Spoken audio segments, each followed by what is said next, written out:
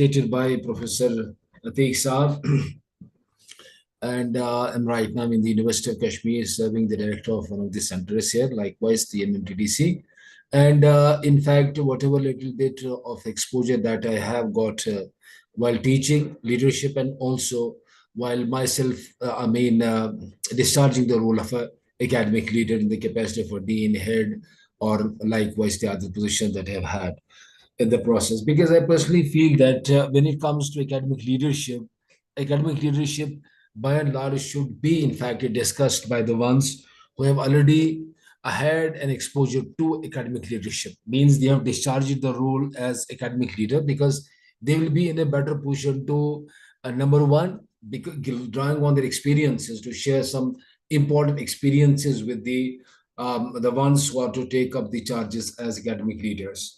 I know that some of you might be already as coordinators or heads of the department. I don't know how many of you would be there. And in fact, yes, must be aspiring for taking the charge and the role of headship in the times to come, or deanship when it comes to you, depending upon the seniority.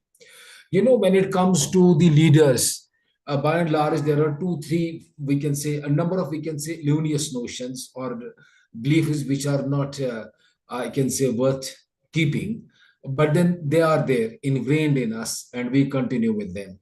One is that when it comes to leadership, it will come up with its own. The moment I will take over as head or a dean or whatever it is, it will come off at its own.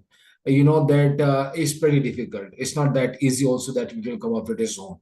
Though we believe that we have got a perspective, call it trait perspective of leaders, that leaders are because of their genes, because of their traits. But the thing is that the issue is actually that in many cases we find that leaders who have this kind of a concept that it will come to us, we will be in a position to run the show properly and all things will be okay and hanky-dory. That doesn't take place always. That doesn't happen always. Because it's really challenging also to be an academic leader, to be a principal, to be a head, to be a dean. You ought to have lots of exposure and understanding of the things. And there ought to be some important virtues and important credentials in you. And also the interaction with the ones who have already had the exposure to the position of academic leadership. And that will make a sense. That is something that you would be in a better position to grow into a very good, successful, and an effective kind of a academic leader. One is that. The second thing is that when it comes to the leadership as such, we feel that leadership normally is a result of the seniority of a person. If suppose we have to appoint a vice chancellor, a head is to be appointed, a dean is to be appointed, by and large, you know that the criteria that is being followed by the Indian public government universities is that it is the seniority of a person concerned. The one who is senior to others will be the head of the department. The one who is senior in the school then other professors will be the dean. Likewise, in certain cases, so happens with the vice chancellorship, and also there are some academic credentials being thought over for a person to be elevated to a position of a vice chancellor, for example. But an important aspect that is missing in this appointment is that whether the person has got the requisite academic leadership credentials that could make him a successful and an effective academic leader.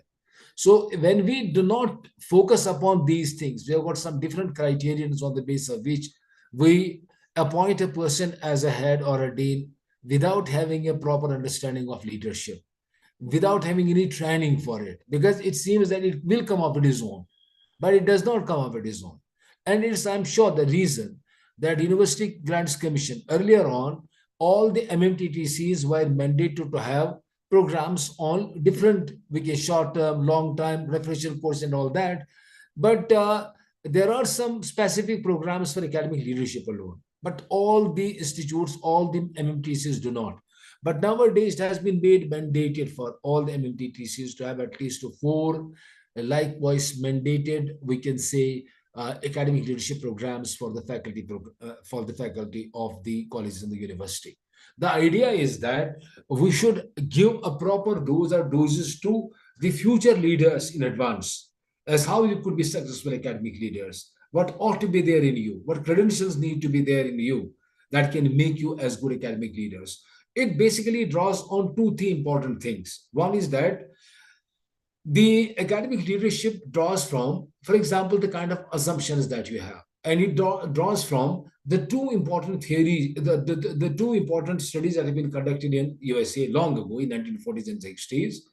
And the studies were conducted by Ohio State University, and also they were conducted by the Michigan University. They conducted and they drew on a huge number of dimensions related to successful leadership. The perspective was a behavioral perspective, that what behaviors are exhibited by successful leaders.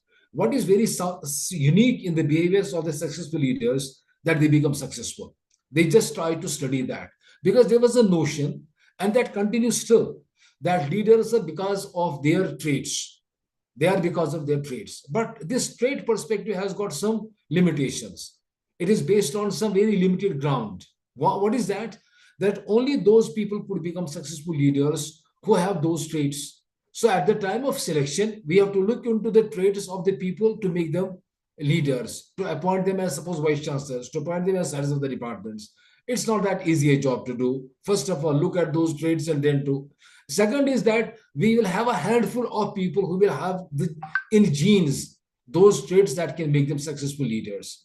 Therefore, because of these flaws, these studies were conducted in USA by Ohio State University and Michigan University to just identify the dimensions that, or in fact, the behaviors of the successful and effective leaders.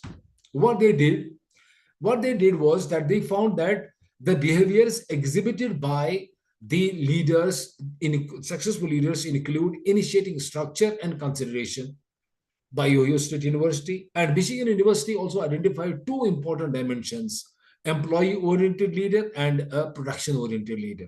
By and large, these two dimensions are same, though the studies were conducted, I mean, poles apart from each other, but they were conducted concurrently. Am I audible to you properly? Are you listening me properly? Yes, sir. Yes. Yeah, I was referring to this university and Michigan University. The idea was that why not to look at the behaviors of the successful leaders. What they found was initiating structure and consideration, as well as employee orientation and production orientation. These, if we meticulously look at these dimensions, these behaviors, they are one and the same. Initiating structure means production oriented leader. Likewise, consideration means the employee oriented leader. The crux of the, we can say, outcome and the findings of these two important world renowned the studies was that leaders ought to be considerate, empathetic, they should sympathize with their subordinates and with their employees, and also they should not lose sight of production. That if a leader is just skewed towards employees and their feelings, trusting them and has a consideration for them, he is considerate towards them, but he does it at the cost of their production. That cannot be a successful leader's behavior. Successful leader's behavior means that he maintains a balance between the, we can say, production as well as employee orientation. So he has the orientation towards both. That's what we have to keep in mind as leaders. In order to be leaders, for example, if we turn out to be head of the department tomorrow, and we would like to be very considerate with our faculty. Faculty does not take classes regularly. They're not disciplined. They don't attend the meetings. You have one thing in mind, that I have to be very considerate with them. I have to be very sober with them. But will that work? That's not going to work. You have to be simultaneously look at the other aspect of theirs, their behavior.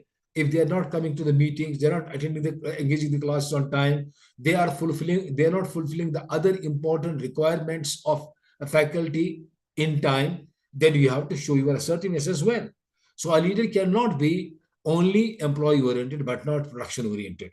He has to maintain a balance in order to be a successful leader. So this is a prefix or a preface of the session that I would like to share with you. And apart from this, when it comes to the leaders, there were some theories. There are the theories, for example, conducted by McGregor, and he has come up with a very good theory, which he calls as X and Y theory. Have you heard about McGregor's theory X and Y? Anyone who belongs to management or commerce or psychology?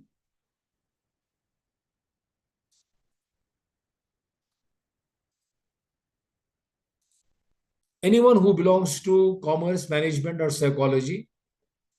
Am I visible to you? Yes, we are basically from our engineering college. Oh, you are from engineering colleges. Engineering college. Yes, Very sir. great. Engineers do not need to know about different theories there. No, engineering college. Very great. So we shall be sharing that also with you. Very interesting it is that when it comes to these theories as well, we have to draw from the theories and look at that how they fit us at this point in time, and how they fit the surroundings that we are in.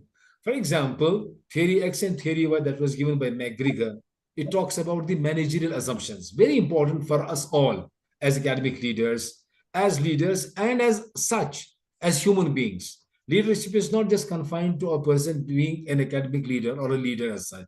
Otherwise, also back in homes, we are leaders. We have got different kinds of capacities in which we turn out to be the leaders. So naturally, having an understanding of it is all the more necessary. Now, what was the managerial assumption that McGregor came up with in the shape of theory X and theory Y? And he said that there are people who are very lethargic. People are by and large assumption of the managers, assumption of the leaders, assumption of the parents. For example, you know that when you go back to your homes, you see it, or you. This is your kind of an experience as well. That if you got two, three children, you make a difference. That who is the one who needs to be monitored much, and who is the one who doesn't require to be given much monitoring, surveillance. He will do it of his own. किसी को बताना पड़ता है कि भाई आप ये करो वो करो वो करो. कोई बच्चा हमारा होता है कि भाई उसको कहने की जरूरत है, उसको पता है मैंने क्या करना है, कैसे आगे जाना है, because he has shown it to us over a period of time. So is the case for a manager. There are managers who have got the assumptions with regard to their subordinates. Managers hold this view and assumption that our subordinates are disinterested in work. They shirk responsibility. They don't want to work.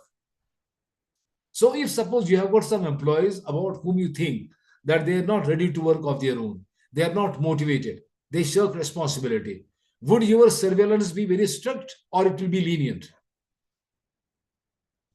What would be it? I want your interaction also, not only mics on or at times mics off. I was an interaction. I want your response as well. I have a very small question for you. That I say that a manager assumes about his subordinates that they are not interested in work. They shirk responsibility. How do you deal with them? Would you be strict with them or lenient? As my personal opinion, I am very strict. I am a principal. But as age goes on, now it is feel that we should be lenient. Very nice. That is true also. Yes. That with the advancement in your age, you feel Yes. that it is better to be a little lenient towards your subordinates. Now, more important depends upon our assumptions as well. How we assume about our subordinates. As I said about, I give an example back to our own families, our own children. If our children are doing well of their own, we won't have much of a surveillance on them, much of a monitoring over them, much of a strictness over them, compared to the ones who are not that. So is happening as per this theory, Douglas McGregor, theory X and theory Y. He talks about it. And theory Y, he states that it is contrary to theory X. In theory Y, he says that employees are willing to work. They accept responsibility. They're interested in work. And naturally, supervision, surveillance will be less. These are managerial assumptions. How you assume about your employees, how you perceive about your own employees. So what happens with it? This assumption of yours towards your employees guides you as to how should you deal with your subordinates. Should you be strict or should you be lenient? Should you delegate things to them or you should not delegate? Should you centralize the things or you should decentralize? Many things will depend upon it. How much of a trust you have on your employees, and if it is too much, naturally you will leave many things onto their shoulders to do of their own. Now, we will turn our attention towards academic leadership. It was a preface to it. I just wanted to just make you clear about leadership is not something which is confined to a person who is holding some position alone. as otherwise individuals also, we have got different roles to discharge as leaders, starting from our own family. Starting from our own family. Then if we are a head or we are a member of any social group in a society, therein also we have to play some important role. Then it comes to the workplace, your department. If you are already a principal, you are already a head of the department, you are already a coordinator, you have definitely a role there.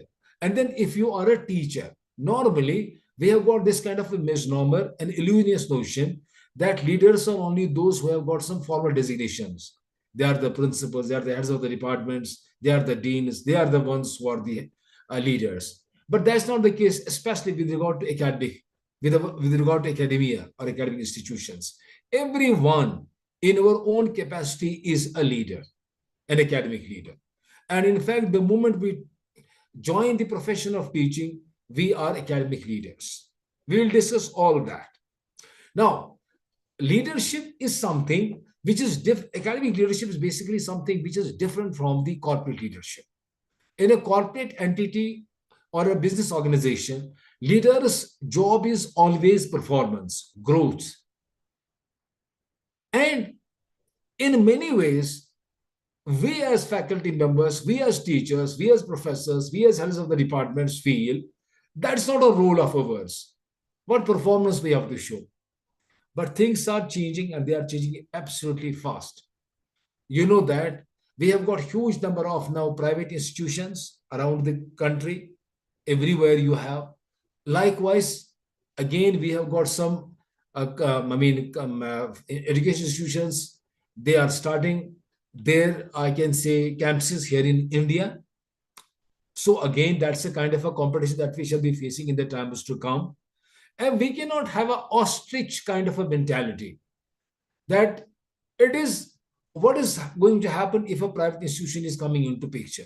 What is going to happen to me if any, education institution is having its campus in India? How does it matter to me? But it is a matter of concern for all of us. It's truly a matter of great concern for all of us. Reason simply being that the enrollment, and it has already shown its impact. We have got the students either going abroad for study purposes or they join private institutions.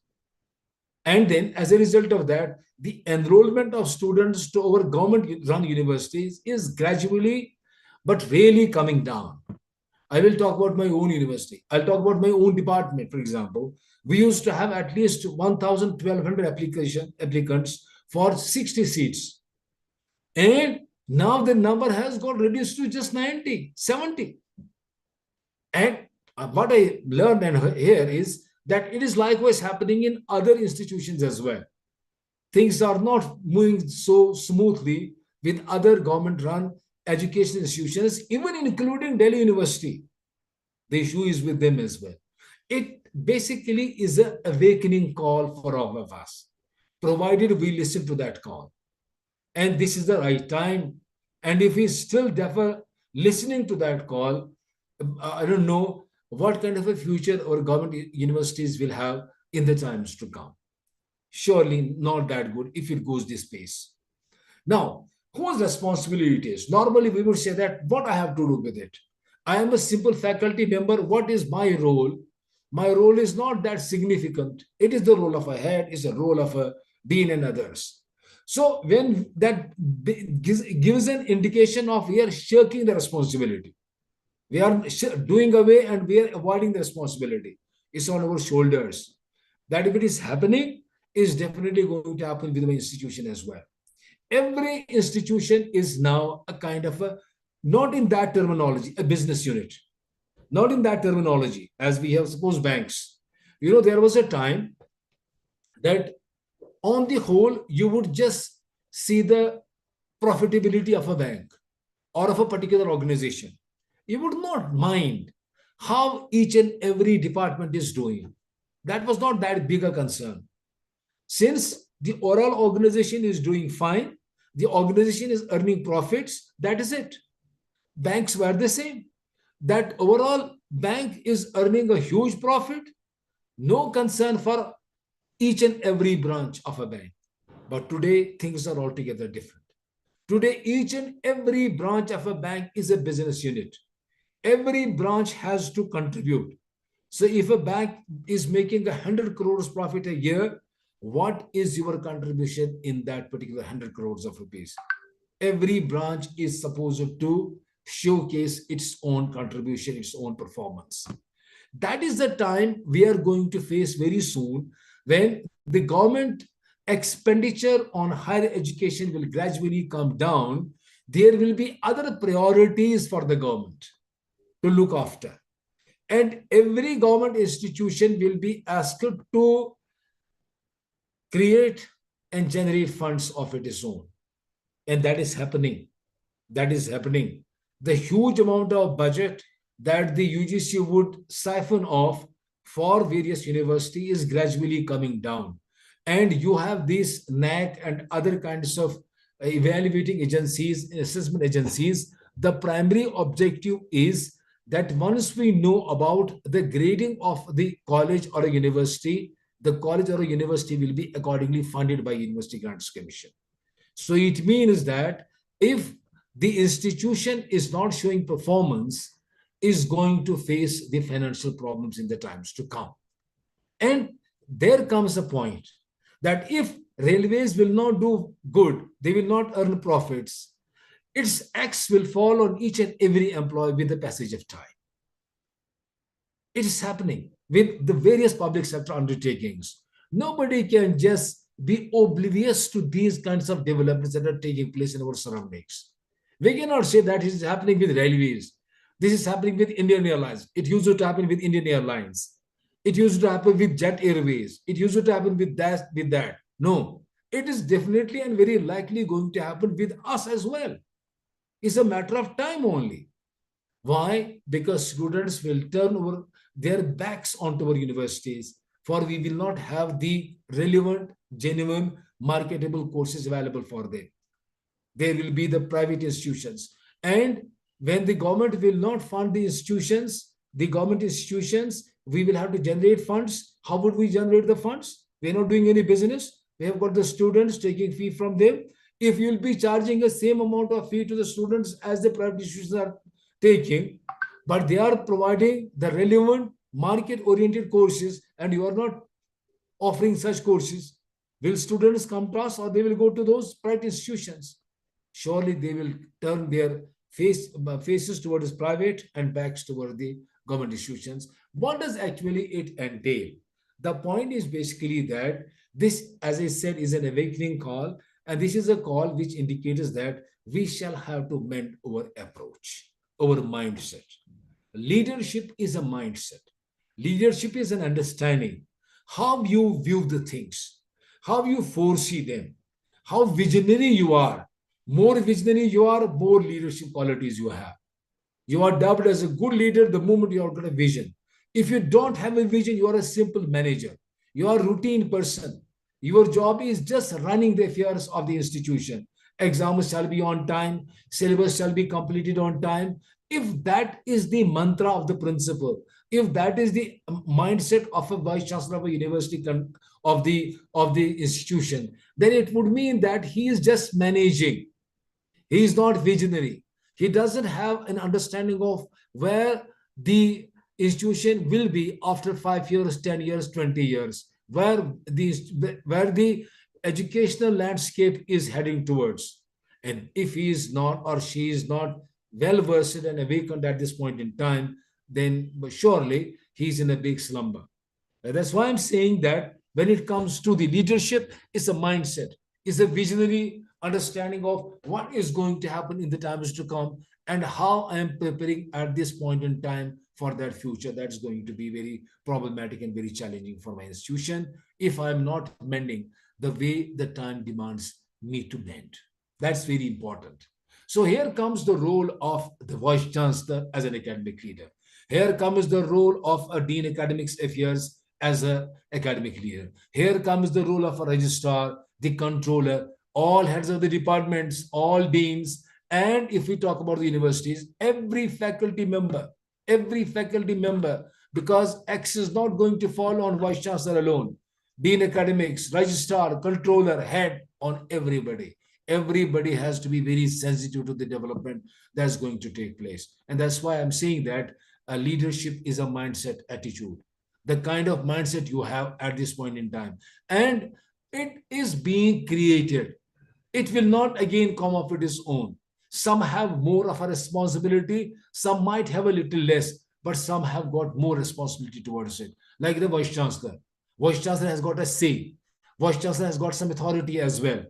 Vice Chancellor can impose things in different ways. I'm not saying that coercion is a must. In a very motivating, in a very inspiring way, a Vice Chancellor can make things clear and transparent before the faculty members that look where we are heading towards, where this institution is heading towards, how should what is my vision about this institution, and then percolates it down to the faculty member even, makes them responsible to that vision, makes them responsible to that vision. That is basically the role of a Vice Chancellor. That is basically the role of the academic Dean Academic Affairs. And likewise, it should percolate down to each and every faculty member. They shall fall in line with what is the ultimate vision of the Vice Chancellor of the University of universities. And that is how it is. That's why we say that role may vary. Somebody's role would be more and more significant and more broader. Somebody's might not be that much, but it doesn't mean ever that nobody has, only a few have a role, but everybody has a role to play to be a good and a sound academic leader. And that's what we are going to discuss today also. And I hope during this session, we will also discuss some instances, because as I said, that it is discussing and drawing on those, for example, experiences. As Dr. Anil Kharge rightly said, that since now I'm advancing in my age and I feel it better to be lenient and soft towards my, why it should be? Because again, it's a mindset, it's an attitude, it's an understanding that what does the situation demand from me? We normally call this as a situational leadership. We call it normally because you have to also look into how others are responding. There was a time everything was based on control and command. Things have changed. Today is not command and control system. Command and control is by and large fading away. We have to be very responsive to the feelings of our subordinates, of our colleagues, and then accordingly move forward. Otherwise, there will be always skirmish, there will be always confrontations, there will be always cudgels, there will be always oppositions, there will be always issues. And that's what we have not basically breed in our academic institutions. Now, having said this all, there are some important credentials and important virtues which every one of us, irrespective of the level we are holding in a given education institution, we call them as non-negotiable. And the first and foremost of that is your intellectual curiosity. As a faculty member, it is important that we are, just a minute please, I'll be just sharing the, okay. The first and foremost thing is that when it comes to, even if we talk about a definition, we say that is about designation. It's not about designation. It's not about designation. That's why I said in the beginning also that academic leadership is not about designation, actually. It is about credibility, character, and capacity to influence minds. We acting as role models. We acting as role models. We inspiring. We motivating our faculty.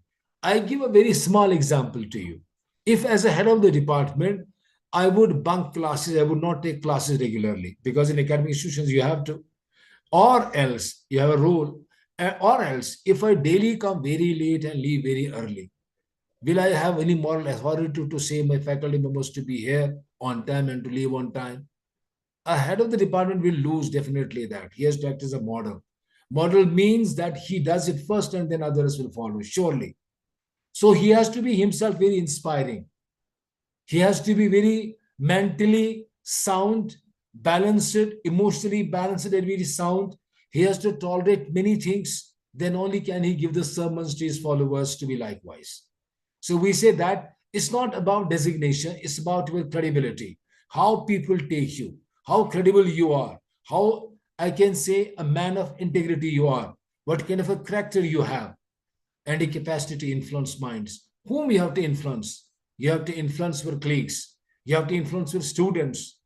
That is how it has to be. Academic leadership has to do with that. And we know there are some, as I said, non-negotiable core credentials for academic leaders. There can't be any compromise on them, irrespective of the role that or the levels that you are. Whether you are a principal, you are a simple head of the department, you are a faculty member, whosoever you are. The first and the foremost is academic credibility. Most important is that. How can we tell our colleagues that your sessions should be very current? You should discuss and debate upon the very latest in the classroom, unless and until we have that academic credibility of our own. We have to have it. We should wear it first, then only can we see others to wear it.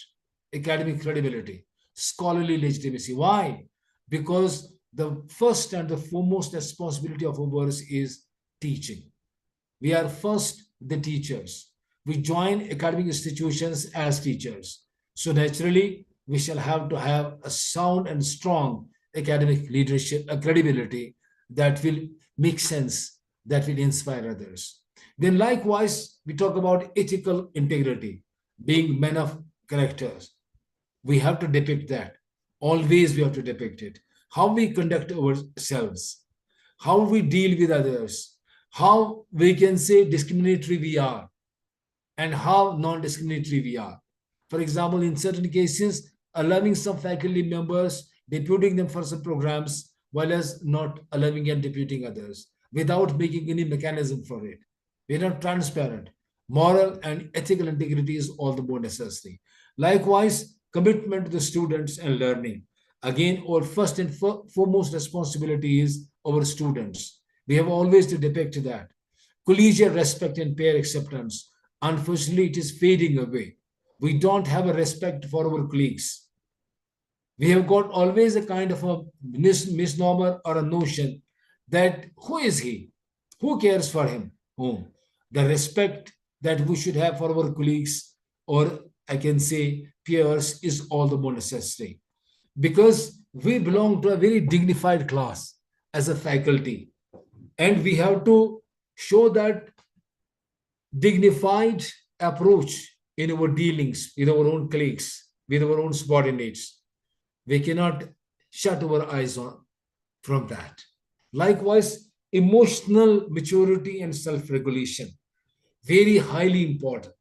Emotional maturity, emotional intelligence. We ought to be very highly emotionally matured and self-regulated persons. Now, when it comes to this academic credibility that I talked about, we say that a person, a faculty member should have initially a very, and should continue with rather, not necessary to have it only at the beginning, strong subject mastery, a proper understanding of the subject that he deals with.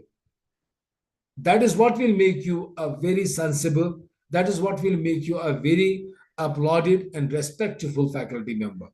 So if there are any compromises on that, there is no currency of this content that you discuss in the classroom, that simply would indicate that you are not a responsible faculty member.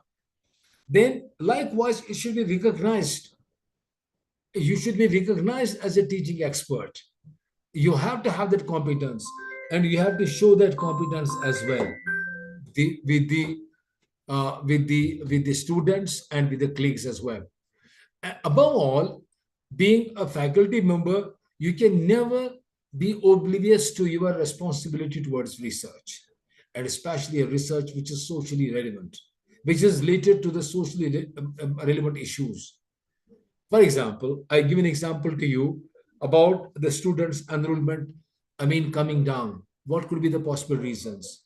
Especially if we take it stream-wise. One is at a university level, one it as a college level. For example, my university has got tens of departments, say 50, 60, 70 departments. And if the problem is faced by each and every department, what are the possible reasons for it? Every one of us has to take a socially relevant kind of an issue to dig deep into understanding what could be the possible reasons for the deficiency or in the lowering down of the enrollment of the students. What could be the possible reasons for that? So we say that the no, faculty member does not necessarily follow any authority, but it follows intellectual credibility.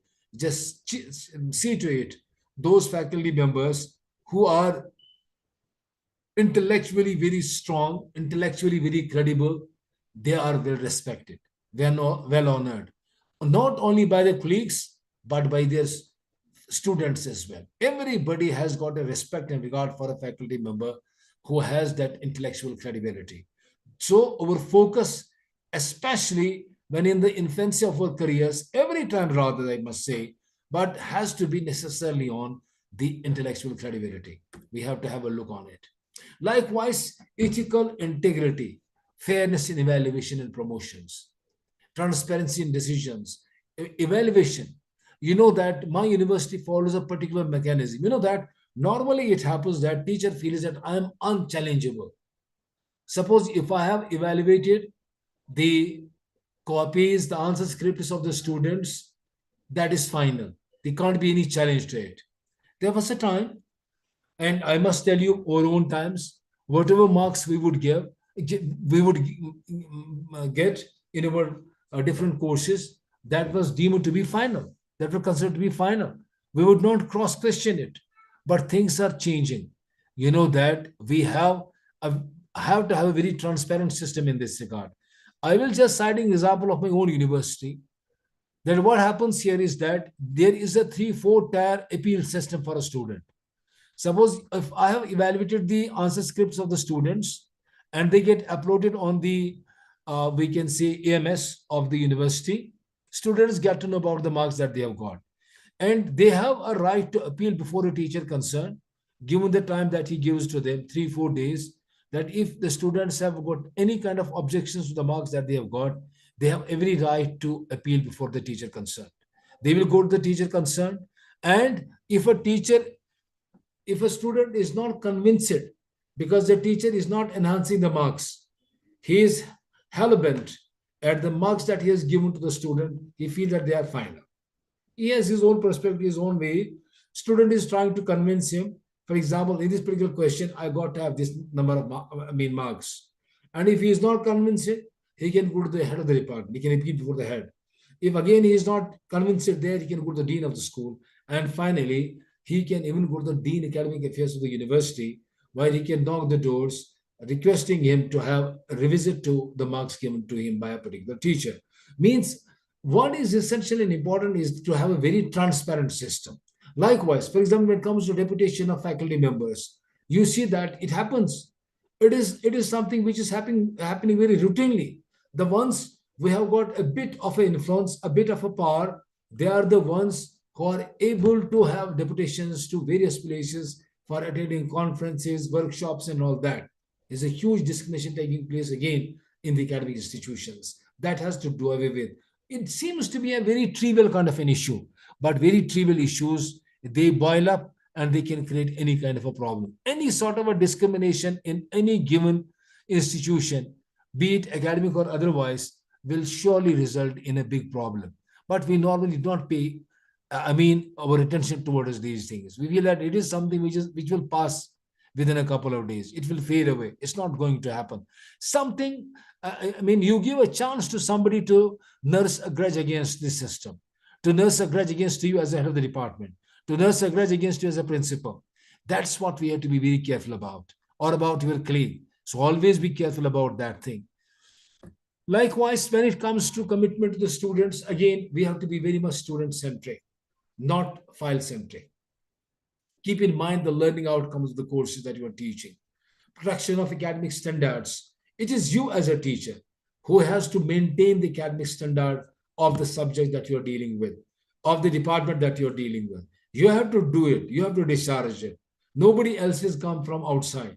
It's our responsibility as the faculty members of our departments, where we have to try to protect and maintain academic credentials and standards. Mentorship mindset. Now you know that University Grants Commission is pressing very hard. In fact, seeking inputs from the faculty members, from heads, from different sites and quarters, only to let us know how to go about mental wellness of the students, mental wellness of the faculty members. In fact, very recently we have had a short-term program on mental wellness. It was for 6 days. There was a huge number of participants participated in this program. Mental wellness, life skills. These are important issues. Mentorship. Teacher is not just concerned with completing his syllabus. This is again a very erroneous and illustrious notion that we are carrying, that our job is to complete the syllabus. No, your job is beyond the completion of syllabus indeed. That your mentorship is all the more necessary. You have to mentor your students. You have to mentor them, you have to guide them, you have to counsel them, you have to take care of their personality growth. That has to be your role. That's why you are an academic leader. That's why we say that academic leaders are not by positions or by the designations. Academic leadership has to do with how you mentor them. You have got a multi-dimensional personality with multi-dimensional roles to play in a given academic setup or in a given university. Am I audible to you? Yes, sir. Okay. To all of you or only a few?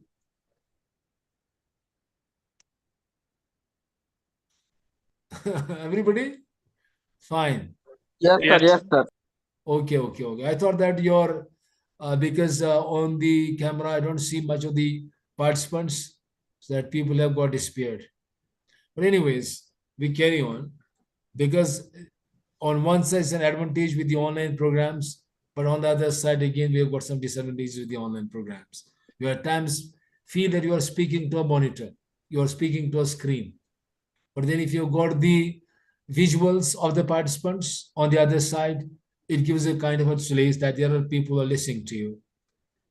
And it's very important for a teacher. Anyways, let us have a look now on leadership in academia is granted by peers, not imposed. You cannot impose it upon. I am whosoever I am. The important thing is that there are people who will judge you by how you deal with them. And then they are the ones who grant you the leadership. They will say that this man has got the credentials. This man was able to run the show properly. So we say that we have to have a respect for academic freedom, ability to listen and disagree. We know that you may not go, see eye to eye with the other person in the sense that you have to, what you say, others will necessarily follow that, or others will also have the same kind of a take. There is a possibility and a scope for difference of opinion, but we should have a tolerance for that. And that is what is basically fading away gradually. But it is, we don't have a respect for the opinion of others. If there is a difference of opinion, we have to accept it. It is not something a miracle. It is bound to happen. You have your own perspective, somebody has a different perspective, but when it comes to disagreement has to be very civilized one. It has not to be uncivilized one. Willingness to work through committees, very essential for any kind of a academic institution. In many cases, we bypass the committees. I have several examples, many a times. I'm often on giving this example and sharing it with the participants. One of the good professors, reputed ones from one of the central universities, I may not name the central university, one of the professors said that they had gone a summer break. There was a 2-month summer break, and once they resumed their duties after the summer break was over, they were handed over with a very different kind of a course structure that was never discussed in any departmental committee. As per the professor, it was not discussed. We were told that this is the course structure you have to teach to the students, but of course teachers opposed to it. They said, how come it be possible? There is a proper protocol to be followed in the course structure framing and formation. How can it be done without consulting the rest of the members? There is a board that has to sit on it. They have to decide about it. How can it be done single-handedly and dictatorially by the head of the department alone? The opposite to it, they went even to the vice chancellor, and the subsequent meetings of the program were to be chaired by the vice chancellor alone. And he said that this is not possible to happen. Look how it works. That the moment you take over as head of the department, in many cases we find that you get swell-headed. You feel that I'm above all. I need not to consult anybody. I have to take a call of my own, which is very unfortunate. Which is very unfortunate. That is something that eats away the very vitals of the departments. We are not able to seek any collaboration and cooperation from our other faculty members, which is a must. Academic institution can never be run, not only academic, other institutions as well, without cooperation and collaboration. So if I am a principal, if I'm head of the department, if I don't have any support from my colleagues, how is it possible for me to run the show? It's pretty difficult. There are lots of things that I'm dependent upon them. Lots of information. You cannot always go on posing. You cannot go on always imposing upon them things. Though that's not going to work always. So naturally, you have to always be very collegial with them, very democratic with them, and also try to work through the committees. This is how it works.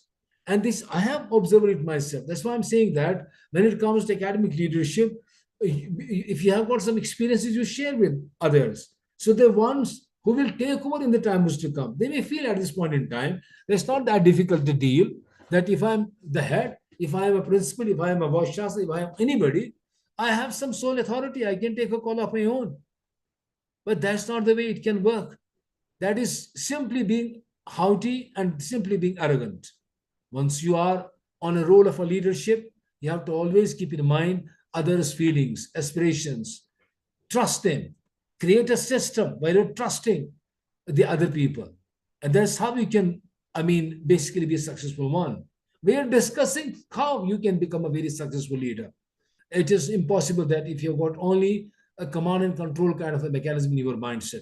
Again, reaching to the same point, that leadership is about your mindset.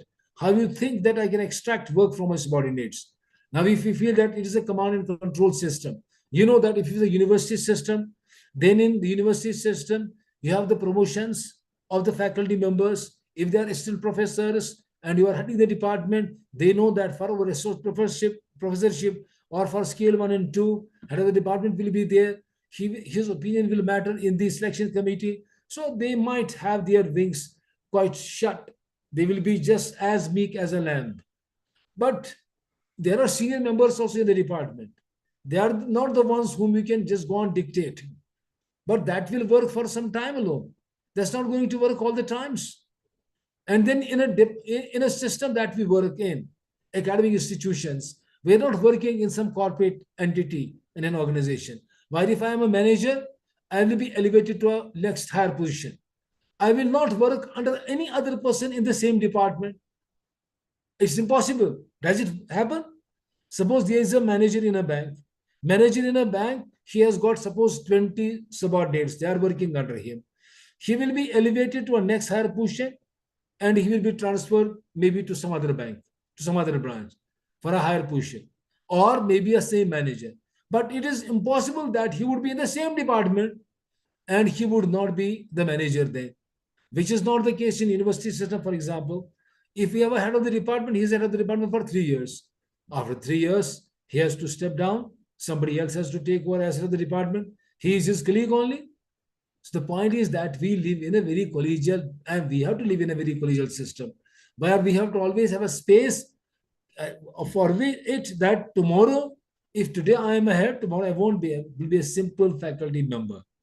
So always try to nourish the system of collegialism and always nourish the system of committees, willingness to work through committees rather than becoming dictator and taking call of your own, whatever position you have at a given point in time.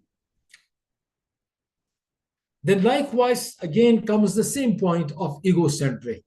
As we say that when it comes to the education institutions, especially where we have got the rotational system in work, then again you have to bear in mind that today I am a head, tomorrow I will be a simple faculty, a simple colleague. Ego, always try to manage it.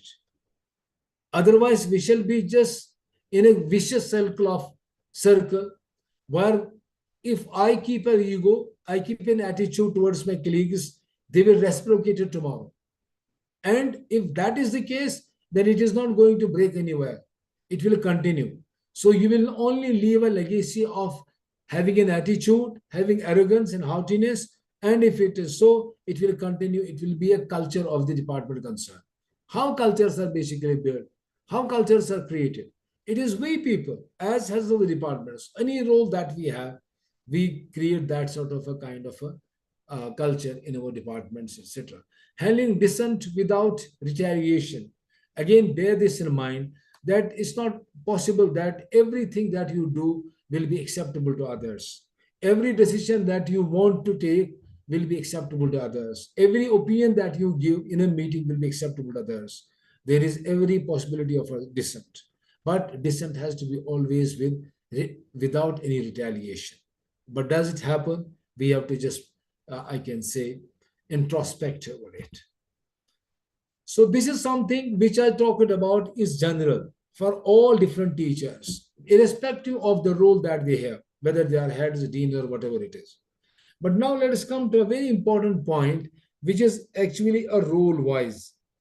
Here we have to discuss and deliberate upon the roles. What is the role of a teacher as an academic leader? What is the role of a head of a department as an academic leader? So with the dean or with the vice chancellors of the universities.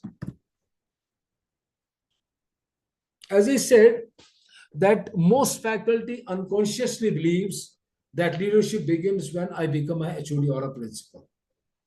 It's not my cup of tea as long as I am a faculty member simply. It's a very erroneous kind of a notion, very wrong notion, not a sustainable one. A notion which we should from today only do away with. Especially if we are not holding any positions at this point in time, we shouldn't have this feeling that we are the ones to carry this kind of a notion. Just a minute, please. I'll be back to you. I'm here only. I'm just ordering for a cup of tea. Fine. So what happens with this kind of a notion or a feeling? That it only can delay our leadership development.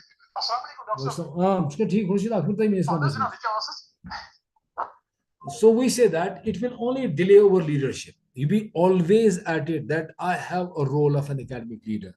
I have to play a role of an academic leader. And if I have to play it from the day I have entered the profession of it, I should try to discharge it. That is very essential, that's very important. And that's why it is being rightly said that academic leadership begins the day a teacher decides to take responsibility beyond the classroom. Classroom is okay, though even in a classroom, we can never say that a teacher is not a leader. But beyond the four walls of a classroom, there are lots of responsibilities that the teacher has to share. He'll be a member of a disciplinary committee. He'll be a member of a purchase committee. He'll be a member of a department. He'll be a member of a canteen committee. He will be a member of different kinds of forums and committees. So his role is not confined to only having a classroom done. Beyond that also. That is how he will develop into a good leader. Now let's go back to a very important point. Normally we say that you talk about any teacher who has shaped your life. What leadership quality did he show? Very important. If you recall any teacher who has shaped our lives, we will be emotionally engaged into that aspect of a teacher. That there was A, B, C, or D, any teacher, any number of teachers who are responsible for shaping me and my life. What I am today is because of such and such guy. He was instrumental in it. And then second important part is what leadership quality did he show? Instantly, it should get into your mind that if I consider him to be a one who has shaped my life, what was something very unique in him? What leadership qualities did he have? So two things. One is your emotional engagement. Second one is ownership of leadership role. Now, if, for example, if I count some of my teachers, I will see, for example, a teacher who has shaped my life, was very helping, down to earth, was knowledgeable, had a grip on his own subject. He was very disciplined. He was very punctual. I mean, you go on counting the qualities that had inspired you, that the qualities that influenced you. You count on those different qualities. And more importantly, bring those qualities in your own self. If you listen to me, I'm saying that on one side, we count on the qualities that you feel, while some very important ones with a particular person who shaped my life. You have counted on them, you have enumerated them, you have penned them down. And then look at it, whether any of these different qualities are there with you or not. That makes a sense. It is akin to a situation where we know that every one of us has to die. If a person whom we know, he dies, and afterwards we start praising him. We start counting on the various credentials this person had. He was this, he was that, he was that, he was that. So we go on telling it tirelessly. But unfortunately, when he was alive, we have never been that close to him or her. We have never ever counted on those. We have never recognized those different qualities of the person. So here comes a chance for us.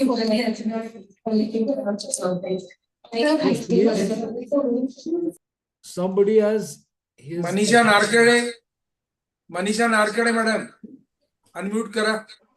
Mute केलाय sir.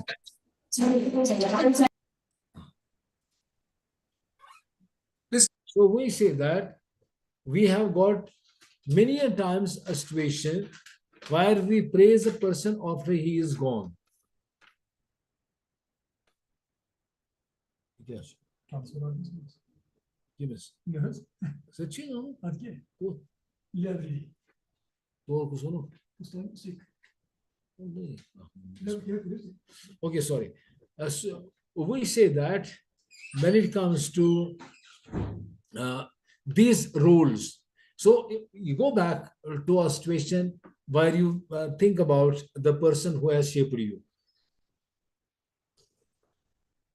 And after that is done, what good qualities did you find in him or her?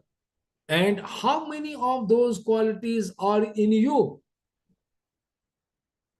Isn't that important? That's very essential. It will basically take you to an ownership of leadership role. If that person was helping, am I also helping? If that person was, for example, punctual, disciplined, knowledgeable, courteous, sympathetic, showing empathy, do I also have? Or I am bereft of all these different kinds of qualities. So you have not to go far away. You have some very close persons who have shaped you up and who should be in your heart memory. You should be able to count on them. You should be able to recall their virtues, their credentials, and try to imbibe in your own self those virtues. That is very essential. That's one of the important lessons that you can draw from this. Likewise, we move on to saying that when it comes to the academic leaders, tell me that is Vice Chancellor, I mean, a person who influences students more, or it is the teacher who influences the students more in the classroom?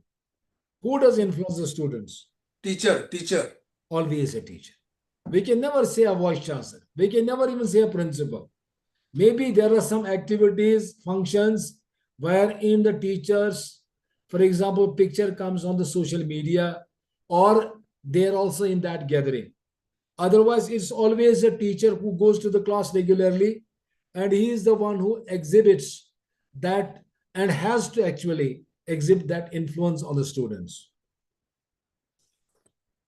Your way of talking, your attire, your stamina of discussing things with them, your currency of ideas, your philosophical mind, your sympathies towards the students, your conduct of classes, your conduct of exams, your evaluation of the students' answer scripts and copies, your conduct of quizzes, presentations of the students. Many rules that a faculty member has to discharge, and he is in a direct connect with the students, and therefore has more power of influencing his own students or her own students rather than a vice chancellor or a principal for that matter. Now, as a teacher, what are the most important and critical credentials that a teacher should exhibit? We say that pedagogical leadership, very important. What kind of a leadership you have?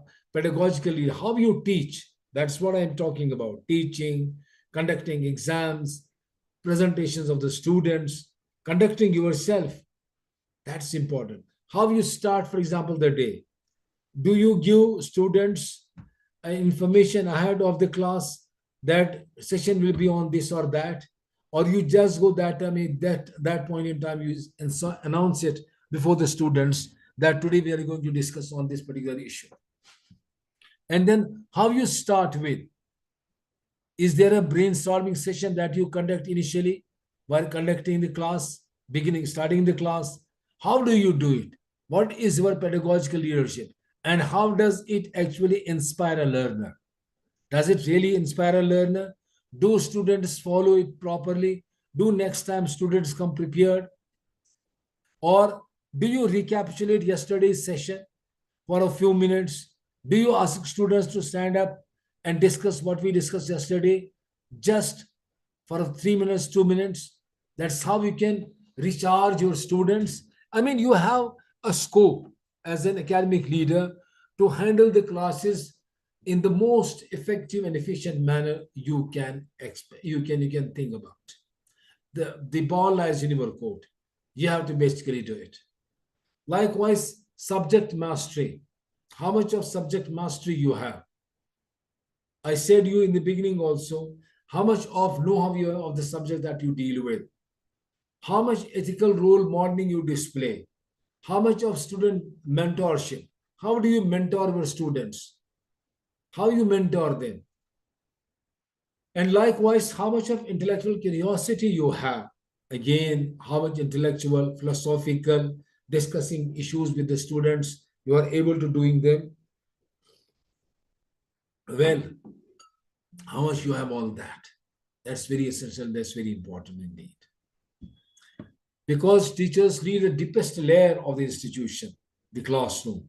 That's the innermost, the deepest layer. That is important. So you can have the overall effectiveness and efficiency of the institution gauged from the kind of students you are producing. And who is producing it? Nobody else than a teacher. He is the one who is squarely responsible. He has a very important decisive role in making and marking the students. The future of the nation, actually. It is his role, it is his relevance in that, in fact. Then every faculty member is a leader by virtue of influence on students, intellectual authority in the discipline, role modeling professional value, shaping academic culture. These are important roles. As faculty members, you have to discharge. You have that influence on the students. Intellectual authority, timing again, I am repeating the same thing, that your hold on the subject that you deal with will prove of a great benefit and virtue to you. And then you have got the teachers who actually shape the academic culture, how they basically run the departments, how prepared they go to the classrooms, how different things I can say, how differently they engage classes. That has the ultimate, we can say, impact on the students. Now here, behavioral, transformational, and ethical authentic leadership perspectives are there. Now look at this: student mentorship and career shaping. Faculty leadership is evident when teachers, they mentor students beyond syllabus. Again, as I said to you, that teacher's job is not alone to complete the syllabus. That is not the only responsibility that a teacher has to discharge. He has a responsibility far and wide than this. Not only completing the syllabus. Doesn't mean that the teacher has not to complete the syllabus. That he has to, but he has also to shape the attitudes towards research, ethics of the students and society. So this has again to be an important, we can say, dominating roles of the teachers, mentoring the students, guiding them, especially the kind of issues that they are facing nowadays, the kind of depressions, the kind of problems they are facing. So they have to shape the attitudes towards research, ethics, and I can say so on. Influence life choices and careers. I said that academic leadership role is that. Now, how you behave with them? How many times we snub our students and scholars? I had one of the scholars, and he was pursuing his research earlier in one of the premium institutions. And he said that in 2 years' time, his guide could meet him 3 times maximum. 3 times maximum. The guide was not giving the time. We have now, it's surfacing very largely even on the Facebook. Just write about the teacher, scholar and the supervisor relationship. You will have plenty of scholars discussing their ordeal, their sufferings at the hands of the faculty members, at the hands of the supervisors, not being sympathetic, not showing any kind of mercy and empathy towards the students. That's how they done. And he says that in 2 years' time, 3 times he met me, and then he had to just do away with the research there. With doing away with the research, he had to do away with the scholarship also that he was drawing. Good amount. The point, therefore, is how would you influence your students if the attitude or persona is like this? We have to be humble, we have to be rebalanced, we have to check our emotions, and we have a lot to do as faculty members because over a very multidimensional role that we have to discharge and play. Students, remember whom you guided, not who administered them. That's very important. Whom you guided. I am not exaggerating my point. There are so many students, so many teachers.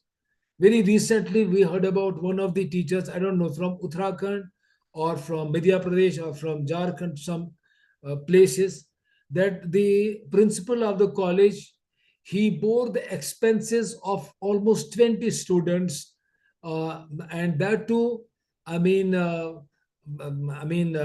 sponsoring their trip to some place, that to by air. He spent a good amount of money out of his own pockets. He wanted them. I suppose that Dr. Anil Kharche must be in memory of that it happened very recently. One of the principals did that. They're showing that we are caring for you. We are caring for you, and we have to be so. Academic leadership is, teaching is just like a nurse. Nursing profession in hospitals. It's like that, provided we take it in that sense. We have to take students like we've got own kids. How would we bear anybody to snub them?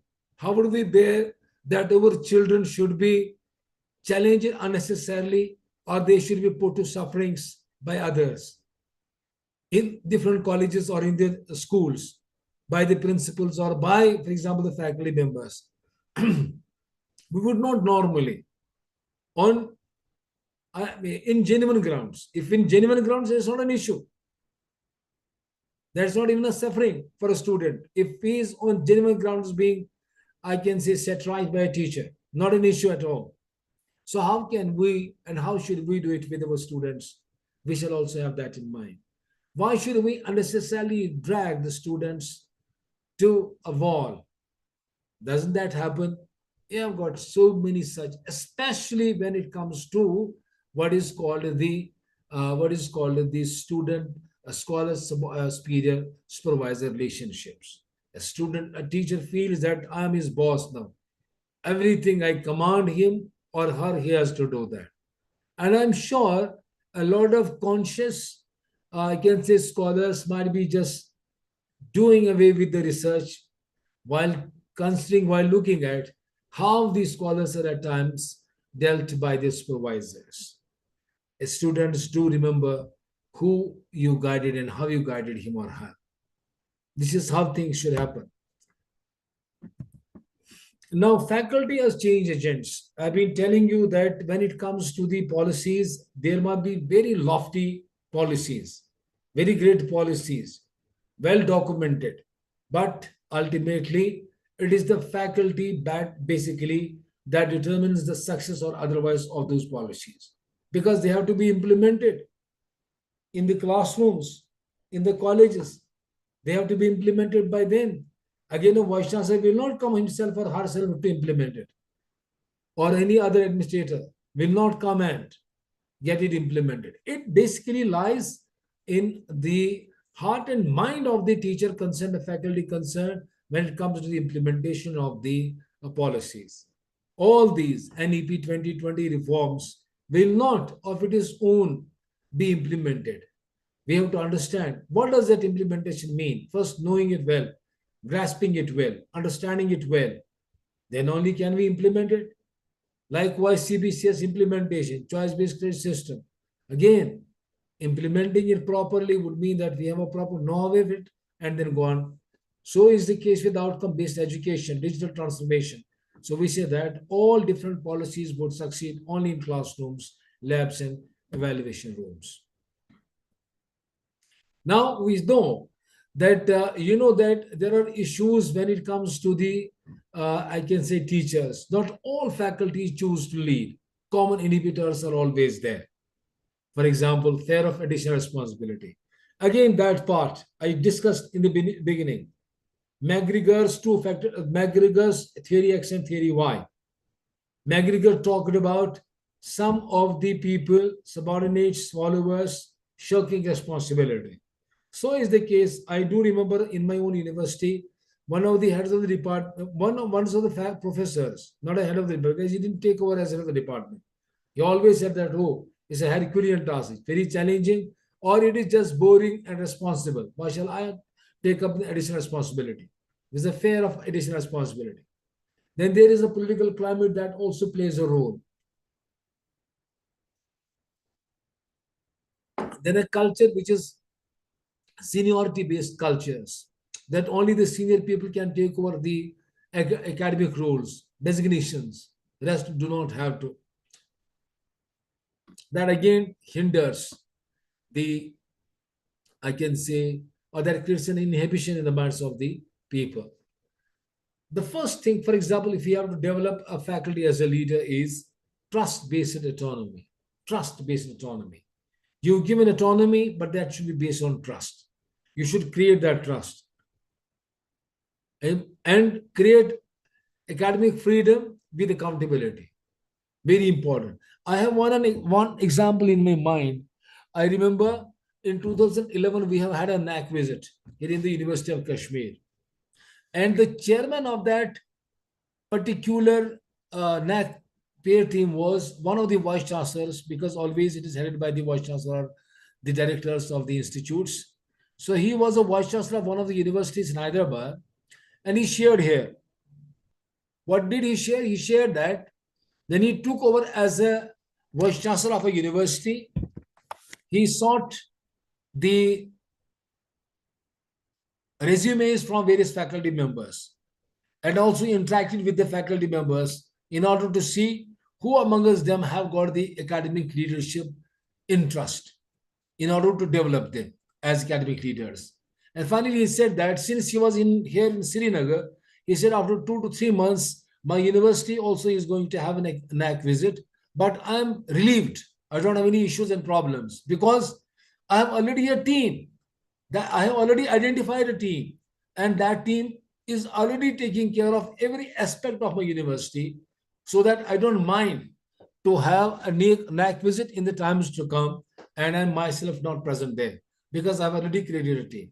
Second thing that was very astonishing, very surprising in a way, which he shared with us, was that The moment he took over as a vice chancellor of a university, he came up with a circular that heads of the departments need not to submit their proposals for any grant to the registrar. They should directly submit it to me as a vice chancellor, and I will give concurrence to those proposals if I find they are genuine. So it so happened, one of the heads of the departments he named was probably chemistry department. He said that the head of the department of chemistry, he submitted a proposal and it reached to me. It was about 10-12 lakh rupees, purchase of some equipment, purchase of some chemicals and all that. And I gave a go through to it. I sanctioned it and I returned the file. And my personal, I mean, what we call, I just forgot the person. Normally we have got with the vice chancellors. Or PS of the vice chancellor. He said that you did a wrong. Registrar also said that you did a wrong, that you sanctioned an amount of 10-12 lakhs to this person. And he's a known corrupt head of the department. He is only going to make corruption out of it. He is not going to do anything. He said, the vice chancellor said, I said them that let him, don't worry for that. So it happened that money was released in his favor. He made some, whatever purchase he made and how he made it, what quality procedures he had to follow, whatever it was. He did all this. And after 3-4 months, the vice chancellor says to his own PS that do one thing, that you call the head of the department and tell him that vice chancellor wants to visit his department at around 4 and tell him to have his faculty also there, and we'll come there for a cup of tea also. We'll have an interaction with the faculty and with the department as well. So it was done. The concerned head of the department was called and he was told that vice chancellor wishes to meet you and he'll be there at 4 and along with your other colleagues, faculty members. So he goes there. This is what he shared. He goes and he sits there and chats with the head of the department, takes a tea. After having tea and interacting with the faculty of that department, he then stood up and said to his head of the department, I just wanted to see the lab, the laboratory and the equipments, the chemicals and all that you made purchases of just 2-3 months back. Since the head of the department was a prone, I can say, corrupt person, and what he did was he just fell. This is what the vice chancellor said. He fell on his feet, requested him that he will never commit this kind of a mistake in future. Means that he had, in true sense, made a corruption. The immediate action that was taken by naturally the vice chancellor was to remove him from headship, giving a message to the whole of the campus that, look, I trust you, but this trust will not come to you without accountability. You will be accountable for whatever you do. Whatever trust I will have on you, you will have to prove it time and again. This is how vice chancellors out of box thinking can make a huge amount of a difference. And that is how it has to be. That is how it has to be. So the point basically is that in academic institutions, you will have a trust-based autonomy. Then academic freedom with accountability. You do the things, we allow you to do the things, but there will be accountability. That's how you can basically create and develop faculty as leaders. What doesn't normally work in academic institutions is that excessive controls, too much of command and control system is impossible and it's worth not good. And as I say that we live in a very academic, in the collegial atmosphere, we have to run the system through committees. We cannot only go on controlling and dictating, forcing others. Token committee memberships will not work. It's again a kind of an issue that we have got the committee, but committees are not active. They are not made active. There is no presence of the committee members. In certain cases, a same person is a member of different committees. I bear witness to it in my own university. There are some persons, they are members in all different kinds of committees. Why they are? They are because Vice Chancellor wants them to be there. This is how things happen. There are so many other institutions also wherein heads of the departments do repose trust only a few and have them only, without making a proper groundwork for that. This is also happening. Likewise, politicized promotions, ignoring faculty voice. But and when a principal, when a vice chancellor, when a head of the department will not have the continuous interactions with his colleagues, with his subordinates, with his followers, how would he come to know? In fact, departmental committees, convening of departmental committees means that you are involving faculty members. You are listening to their genuine voices. They will give inputs in them. But if you have ignored on that part, you have very rarely conducted or convened the meetings, how is it possible that faculty is heard, and how is it possible that they can raise their voices? So as academic leaders, it is pretty important and essential that given the roles that we have to play, we shall always keep in mind that we don't ignore the voice of our faculty members. I think that I shall leave some time for the question answer and for clarification from your end, please. Thank you, sir. Thank you so much for Thank you. such a wonderful session and a deeply insight session towards this academic leadership and the governance. Participant, if you have any queries or the question, you can directly ask to Professor Nazir, sir. Will be really appreciable. Anyone, please.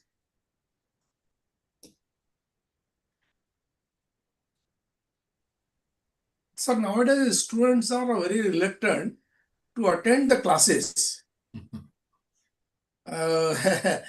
So it is very difficult to take them up to the mark. What policies? I will share my own experiences with you, Please, sir. sir, please. I was heading the department in 2009, 10, 11, 3 years. And you know that it so happened that one of my teachers, he came up with a shortage of one of the students. So was the case with the rest of the teachers as well. And the student was had another class fellow also from a same locality.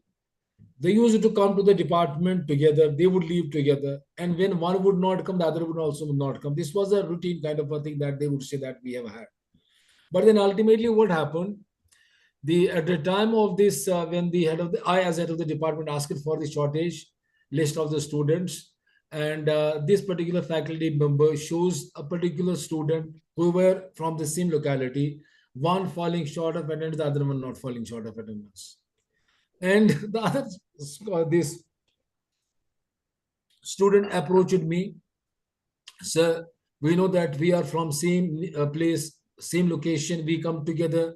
In my case, this teacher has, issued a notice regarding my shortage, the other one is not falling short of attendance. So it's a discrimination and all that. You know that you also must have heard about it, because we are leg pullers otherwise also. So when a benefit will go to this person, but not to me as well.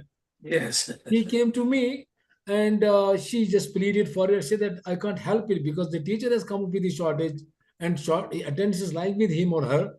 And so I just tried to avoid her. Initially, I succeeded in that. But what happened? She brought her sister, elder sister. She was luckily a lawyer by profession. She came and she sat in my cabin from almost 10:30 till almost 3:30 to 4. Full Right. day. She started pleading the case. She said that I will take you to the court of law. I will take to the teacher concerned to the court of law and blah, blah, blah, blah. Everything that she could say. And somehow I was just trying to convince her. It's a real picture, real fact that happened. And then ultimately, somehow, I don't know what happened and what prevailed, that I succeeded in convincing her and she just left.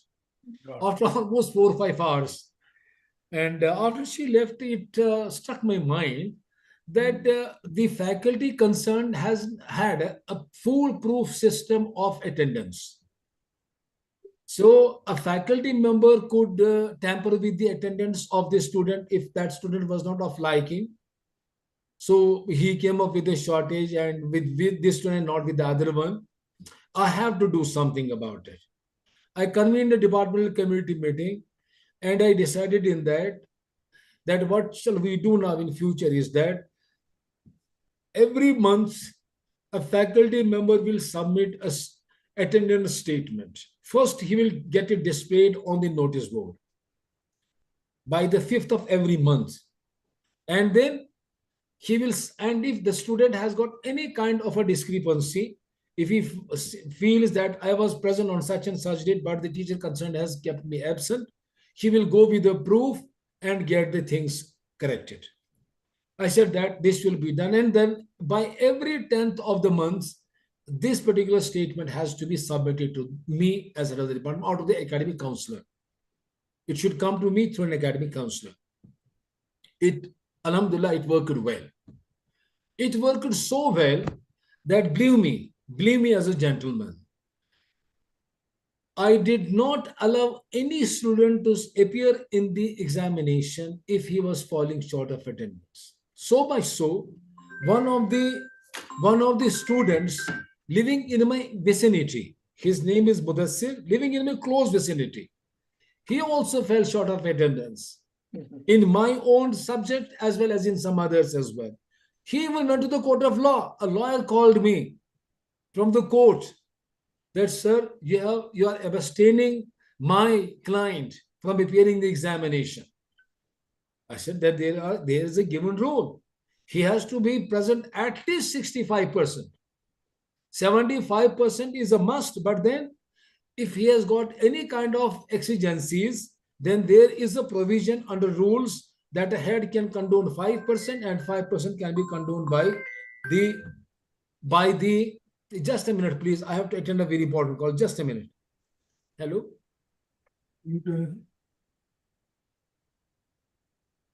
I am busy right now, please. Call me after some time. So it so happened, and I did not budge.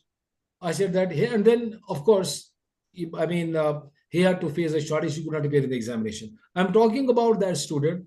She did not appear then. I've been talking about this system. It worked very well. And it so worked well that in that particular year, believe me that more than 40 students qualified NET first time in my department. Great, very nice. 40 students plus, they qualified NET.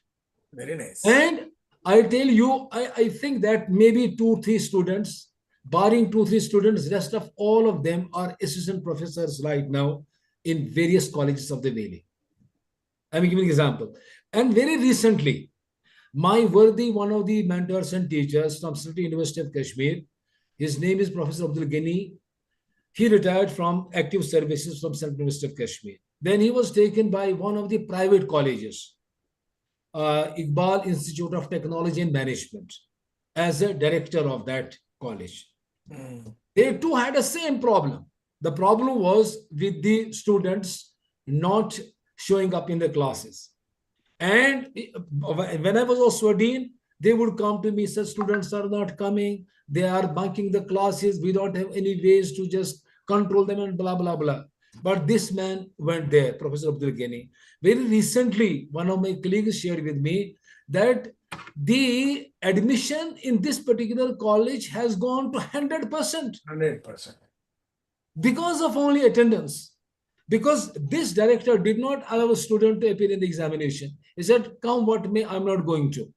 Those students who are falling short of attendance will have not appeared in the examinations. And as a result, a very good message went to the parents also. Oh, this is a very serious college. Why to have our children in those particular colleges where they have to just make a fun? Let them be in this serious college. Dean College Development Council, being a very close friend of mine, he was sharing this with me that this point in time, this private college has 100% enrollment of the students, only because this stance taken by the director of the college concerned. So my point is basically, somewhere you have to put your foot down. It's being rightly said, to be kind, you have to be cruel as well. You have not to show always a mercy to the students. Do it once, and you are doing it for their good only. Now, for example, I give an example of the students who qualified for, NET that point in time. They became eligible for an assistant professorship. It was for their good. Otherwise, you have got some of the students who are not interested in, classes. They bunk and make other students also to bunk the classes. Others do not, they bunk it because others said them to bunk. They did not attend the classes. They did not report the classes regularly. So there are some students who do it very consciously and willingly, so that there is no possibility of a shortage. And if bulk of students will be falling short of attendance, principal will take some call, head of the department will take some call, concerned teacher will take, because he will not abstain all the students. So this is probably how we have to march forward. Yes. Thank you, sir. Thank you very much. Thank you, sir. Thank you. Our next expert has joined. So, if you could Okay, permit, okay. can we conclude, sir? So nice of you, sir. Thank you very much. Thank you, sir. Sir, before Thank concluding, you, sir. Thank you. I will elaborate this concept in within few of time. Sir, rather than this student attendance and the college as well as the faculty has taken the serious efforts with regards to that. But in the NEP era, we should make our subjects sellable so that the student can attract towards us.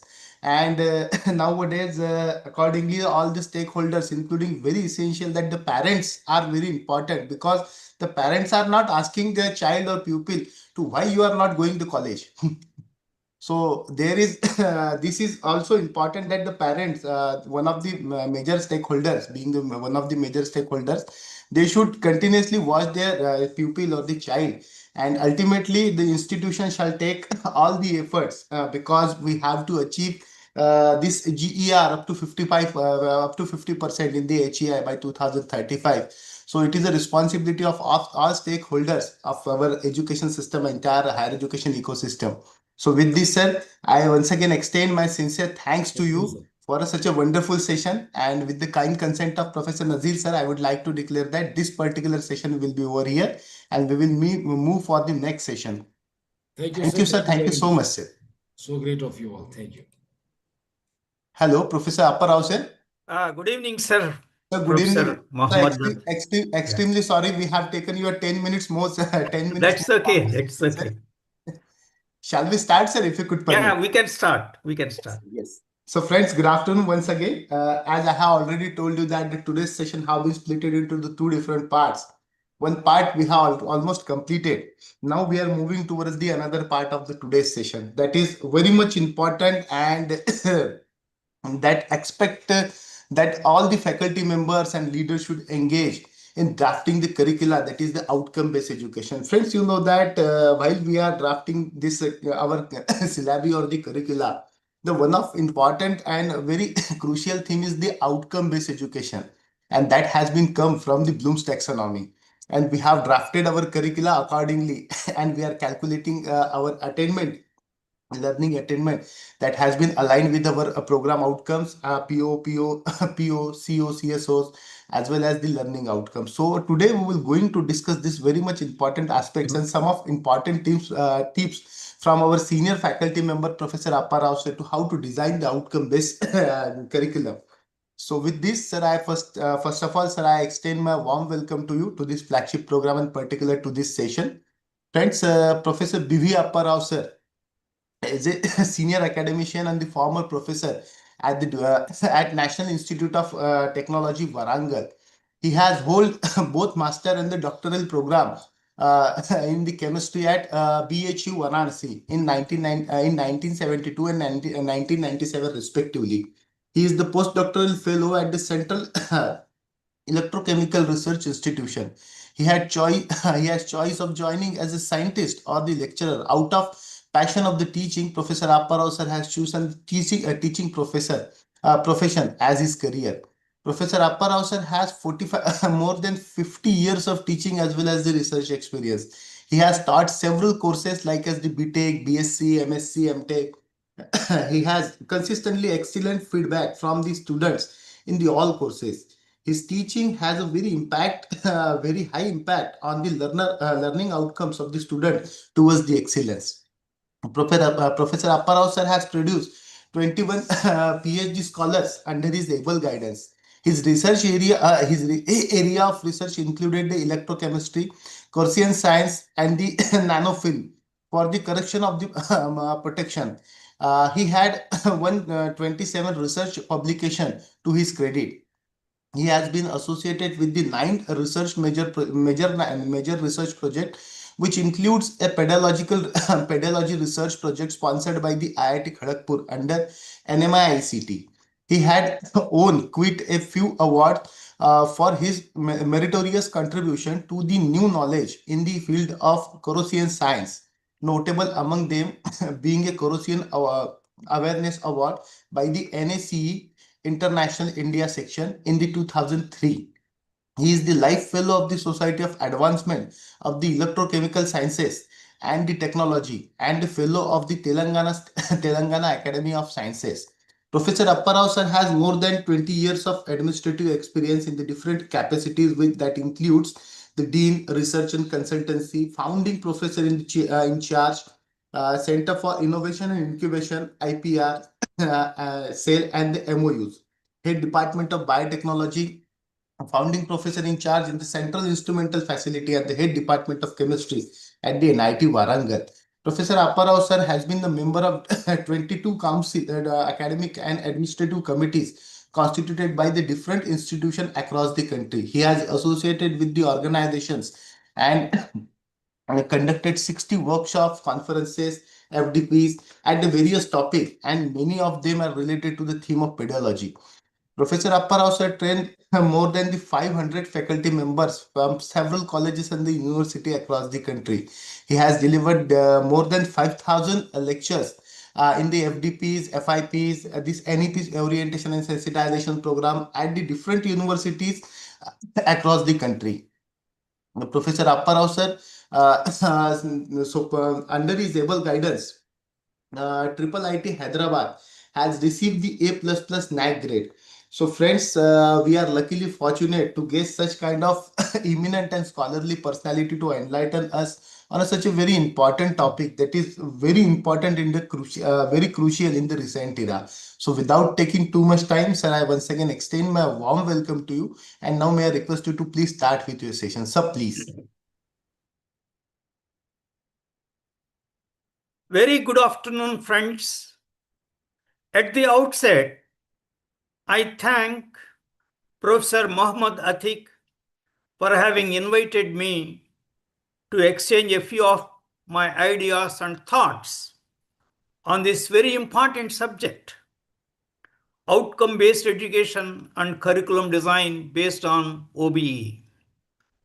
Today, in all programs of engineering, architecture, pharmacy, management, arts, science, commerce, journalism, any program, law, in all programs, we have to implement outcome-based education.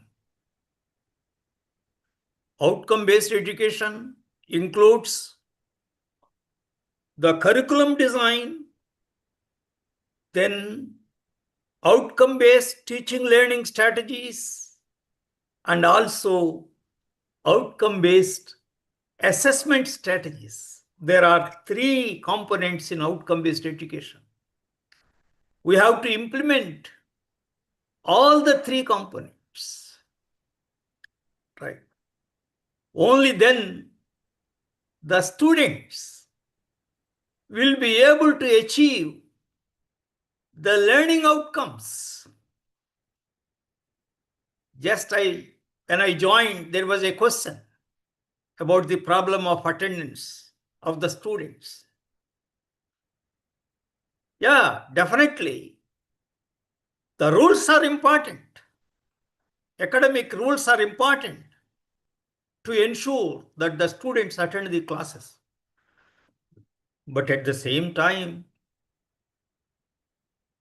the students should be attracted to the classes by our motivating lectures, inspiring lectures, outcome-based teaching learning strategies, active learning strategies, conducting activities inside the classroom, engaging the students outside the classroom also in the form of assignments, term papers, mini projects, many more. Student engagement is a very big challenge. If you address that challenge, then definitely students will be attracted to your classes.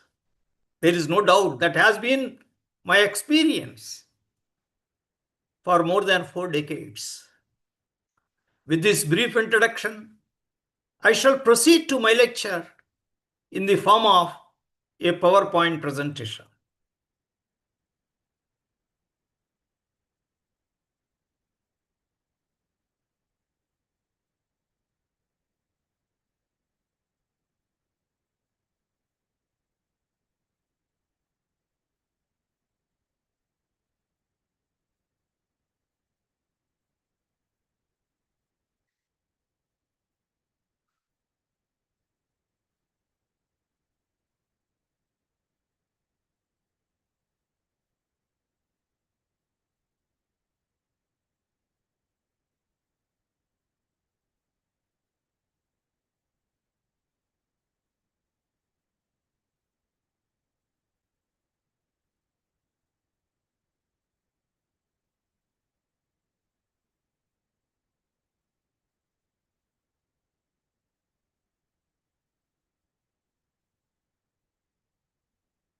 Yeah.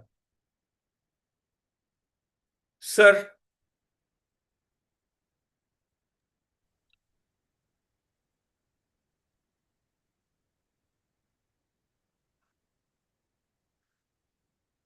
when you want to define outcome-based education, we take the definition of Spady, W.G. Spady, who defined way back 1994. Outcome-based education means clearly focusing and organizing everything in an educational system around what is essential for all the students to do successfully at the end of learning experiences. There are 2 points here, sir. The first point is at the end of their learning experiences, students must be involved in a variety of learning experiences by means of active learning strategies, by means of assessment strategies, right? That is important. It's not giving a lecture and leaving the hall. That is the traditional method. In outcome-based education, that is not acceptable. We have to implement active learning strategies to provide excellent motivational learning experiences to the students. And then at the end of those learning experiences, students will be able to demonstrate their knowledge, apply their knowledge, analyze various data, interpret the data and come to valid conclusions, all that. That is outcome-based education, sir. Right?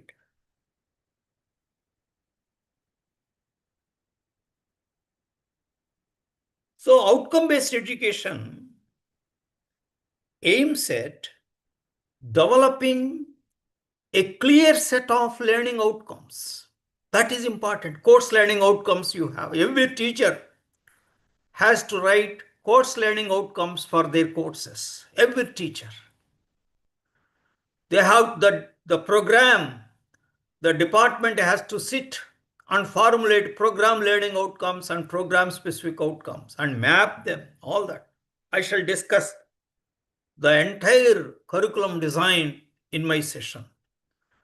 Then we should also establish the conditions and opportunities to ensure that the course learning outcomes are achieved by the students. Program learning outcomes are achieved by the students. That is important. The laboratory facilities, the library facilities, the classroom facilities, the digital classrooms, and various other facilities, including sports, games, students, activity center, hobby clubs, all that. A variety of learning experiences must be provided to the students to provide holistic education. Then the question is, What exactly are the outcomes? What do we understand by the outcomes?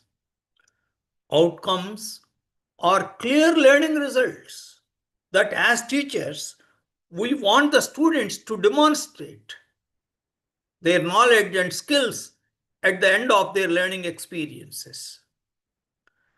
Outcomes are what the students can actually do with what they have learned.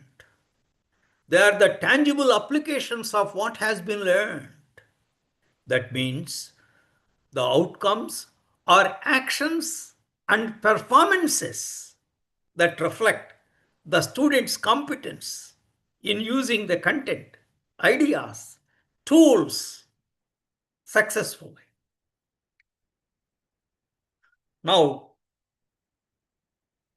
coming to outcome-based curriculum design, the entire world is implementing now outcome-based curriculum design.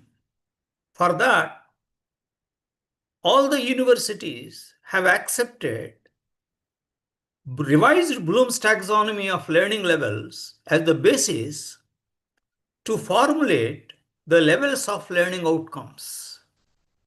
Therefore, in brief, we must understand the revised Bloom's taxonomy of learning levels. Only then you can write standard course learning outcomes at par with any other university in the world.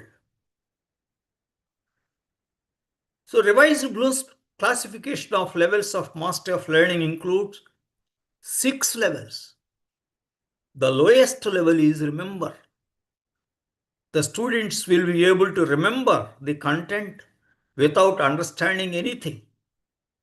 Then the second level is understand level. The students will be able to understand the concepts and give their own examples, explain in their own words any concept. That is understand level. Next level is apply level. The students will be able to apply the learned concepts to new contexts, to unknown contexts, and solve problems. Then the fourth level is, higher level is analyze level. The students will be able to break any information into its constituent parts and determine how the parts relate to one another and also relate to the overall structure, analyzing the data, interpreting the data, analyzing the case studies, all that comes under analyze level. Then evaluate level, higher than analyze level, the students will be able to evaluate different designs, models, procedures, software, and make a judgment as to which one is superior to others. Please note the point that at evaluate level, judgment is involved. There is role of judgment at evaluate level. The students must also be able to evaluate a given product based on the benchmarks or standards. That is evaluate level. Then the highest level is create level. The students will be able to synthesize new materials, new products, generate new ideas, create poetry, develop new software, new designs of a product, new circuits, all that comes at create level, creating new knowledge to the existing field of knowledge. Create level is the highest level. So once again, let us recapitulate the 6 levels: remember level, understand level, apply level, analyze level, evaluate level, and create level. Dear friends, there is a hierarchy of these learning levels. There is a ranking order of these learning levels, in the sense, if the students have reached the create level, it is understood that they have reached all the lower levels, evaluate level, analyze level, apply level, understand level, and remember level. If the student has reached analyze level, it is understood that the students have reached apply level, understand level, and remember level. Suppose if the students have achieved only remember level, that is the lowest level, that is not acceptable in outcome-based curriculum design. There should not be course outcomes only at remember level. No, not acceptable. Understand level, apply level, analyze level, evaluate level, and create level. That is important, sir. Most important. Then, Bloom's classification of mastery of learning levels, what is its use? It helps the teachers to plan different levels of mastery of the subject according to the teacher's expectations. And the teachers will also select the instructional materials, assessment strategies accordingly as per the course learning outcomes, as per the levels of learning in the course learning outcomes. It also helps the students to know as to what levels of learning they have to master the course.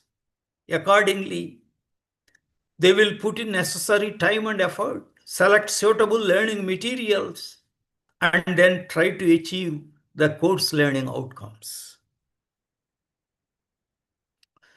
As these levels of mastery are related to thinking process, mental process, they are called cognitive levels. Cognition means thinking, related to thinking.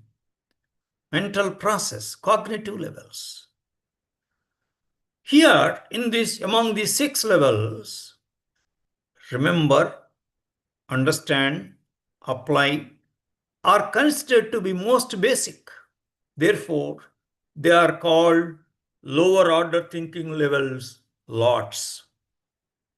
Whereas analyze, evaluate, and create are considered to be more complex in nature. Therefore, they are called higher order thinking skills, HOTS. Lots, HOTS. Please note that your course learning outcomes should consist of at least one of the HOTS. Your course learning outcome should not be consist of remember level. Please note these points. Now, when you write course learning outcomes, you always use action verbs. In order to write the learning outcomes, we always use action verbs, right? So these action verbs depend upon the cognitive level. And Bloom has given the complete list. It is available in the internet, Bloom's taxonomy of action verbs list. If you type in Google, you will get the complete list there. Here, I am giving you some examples to make you understand what do we understand by action verbs. For example, remember level, that is the lowest level, the action verbs used in writing the learning outcomes are define, state, list, name, identify, recognize, etc. These are only examples, sir.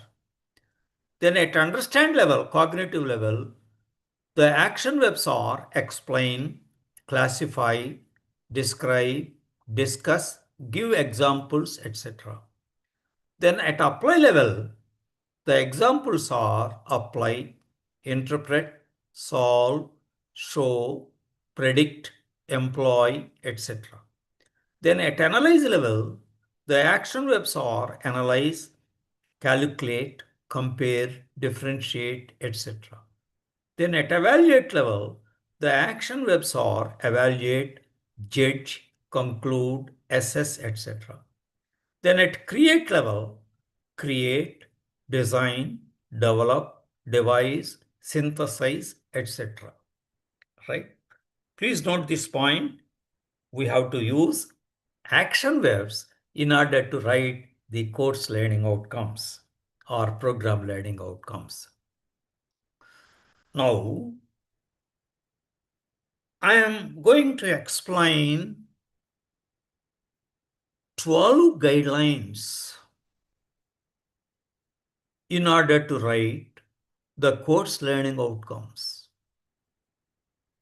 These 12 guidelines, if you understand and follow them strictly, you will be able to write standard course learning outcomes, error-free course learning outcomes, comparable with the course learning outcomes of any university in the world for your particular course. An employer, if they see your course learning outcomes, they can make a judgment about the standard of the course you are offering. Course learning outcomes are so important. And these guidelines will help you, will enable you to write very standard course learning outcomes. Guideline 1. Write the learning outcomes in terms of what the learner does. What the learner does after completing a particular course or unit of the course. And this is called performance part. What is it called? Performance part. Then second guideline is we always write common statement before writing the learning outcomes, common statement. We call that common stem. That common stem is after completing this course successfully, the students should be able to, or the students will be able to. This is the common stem. After writing this common stem, then you can write course learning outcomes one by one, either 5 or 6, whatever.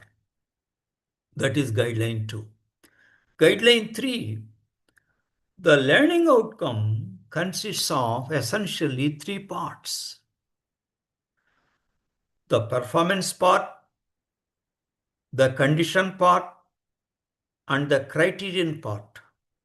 Let us understand these 3. What do we mean by that? When we say performance part, it includes action verb and subject content. That's all, nothing else. Action verb and subject content related to that particular course. That is performance part. Performance part is important in all the course learning outcomes. Then condition part. That means the conditions under which the learner will perform, the student will perform. For example, using a database, using a resource, a database, a software, an algorithm, whatever. Any resource, some resource.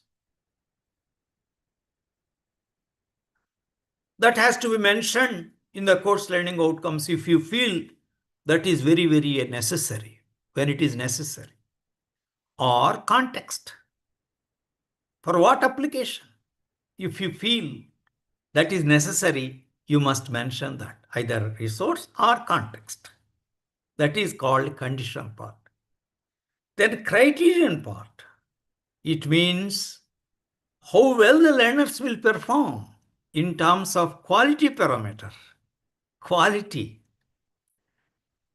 That means the students will be able to write a coherent paragraph in a particular language without any error. The students will be able to develop an algorithm without any error.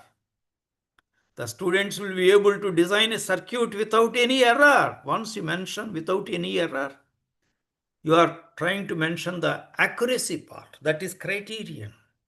The students will be able to perform an experiment to an accuracy of 99%. You wish that.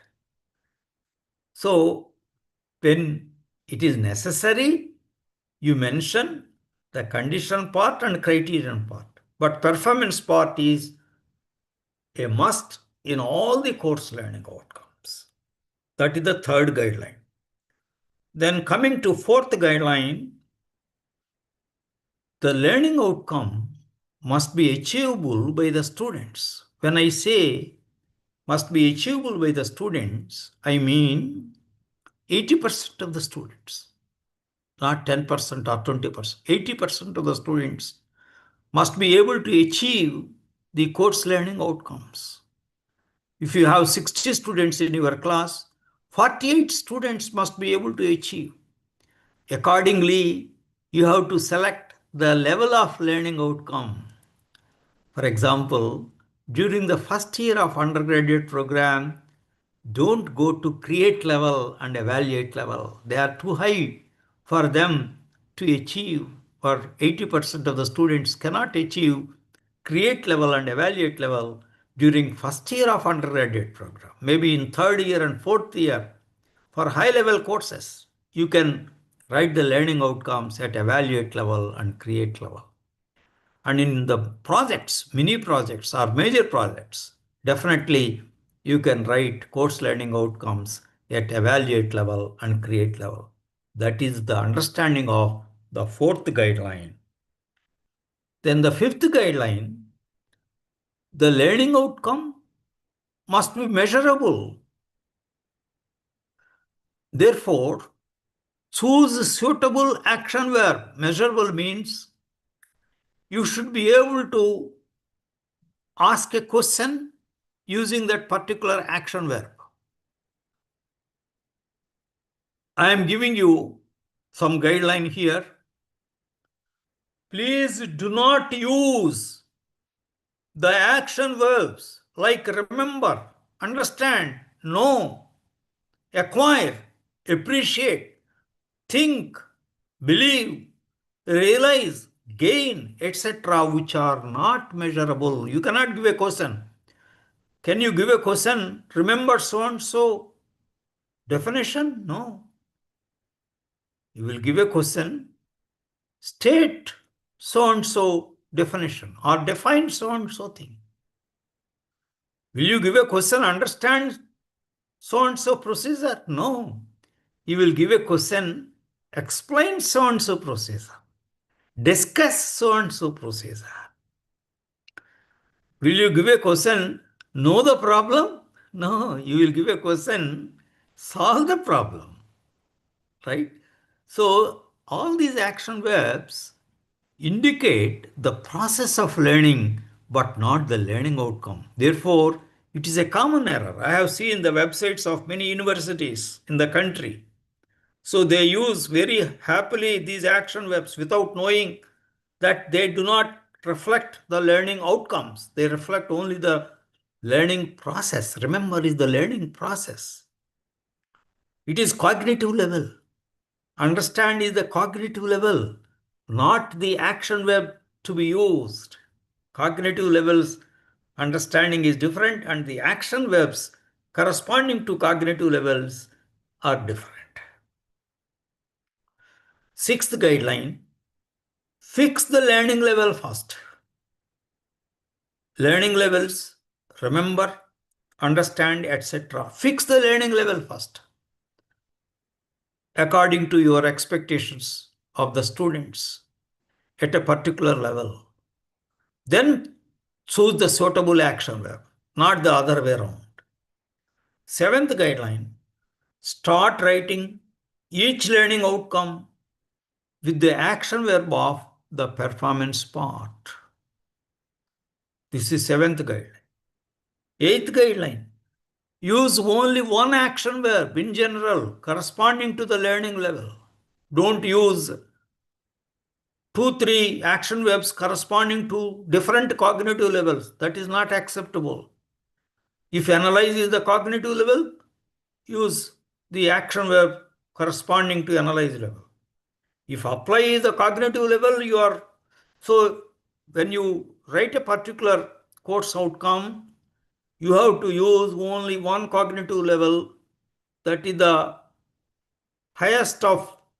Suppose if you use apply level, that means it is obvious that the students have achieved understand level and remember level also. So you should not say remember, you should not say define, explain and apply and all that. Start with apply. Okay. 9th guideline, the learning outcome must be easily understandable by the students without any ambiguity. You should be very careful in using the language, whether it is in English or whether it is in Hindi. Very careful in using the language. Place yourselves in the position of the students and try to see whether the students can understand with the same meaning as you mean. Right? 10th guideline, for each learning outcome, the cognitive level, the learning level must be mentioned within the brackets. 11th guideline, the course outcomes must be mostly at understand level and higher level. Remember level course learning outcome is not acceptable. Not acceptable. Only understand level and higher levels. The number of course outcomes may be 5 or 6 for a 3 or 4 credit course. Right? So if you write only 4 course outcomes for a 3 or 4 credit course, that is not acceptable. Minimum 5 for a 3 or 4 credit course. And they must be based on the course. Right? Any subject content discussed in the class and remembered and recalled by the student, the cognitive level is remember level only. The cognitive levels apply, analyze, create, evaluate, always refer to the unknown contexts, familiar but not discussed in the class by the teacher. In the students' projects, mini projects or major projects, there is a large scope in the learning outcomes for higher cognitive levels such as create and evaluate. Therefore, the cognitive level of each learning outcome has to be carefully understood by the teacher while formulating the learning outcomes of any course, and it must be mentioned against the learning outcomes. The students will then be able to understand clearly as to what cognitive level, what learning level they have to achieve in that particular learning outcome. Right? Now, I am giving you certain examples. One related to engineering, one related to science, one related to social science, one related to management, and one related to humanities. So you can correlate according to with these examples and the guidelines given, how to write course learning outcomes for your course. Right? Because there will be diverse faculty members from different disciplines. So, course name, design and analysis of algorithms, we write like this, subheading course outcomes, then common stem. After completion of this course, the student should be able to, that is the common stem. Then we write course outcomes one by one. CO1, demonstrate action where a familiarity with major algorithms and data structures, that is the subject content. Action verb and subject content. What is it called, sir? Performance part. There is no condition part or criterion part here. And the cognitive level is understand. Then CO2, apply, important algorithmic design paradigms and methods of analysis. Apply action verb. Important algorithmic design paradigms and methods of analysis is the subject content. Again, performance part only. What is the cognitive level within brackets? Apply level. Third one, analyze asymptotic performance of algorithms. Cognitive level, analyze level. Write action verb, rigorous correctness proofs for algorithms, subject content. Cognitive level, apply level. Synthesize action verb, efficient algorithms, subject content, without any error. That is the criterion part. In common engineering design situations, that is the condition part. So the CO5 includes performance part, criterion part, and also condition part. Suppose you remove this. In common engineering design situations, you remove that. Synthesize efficient algorithms. For what purpose? There is no meaning. So in order to make it meaningful, you mention the condition part in common engineering design situations.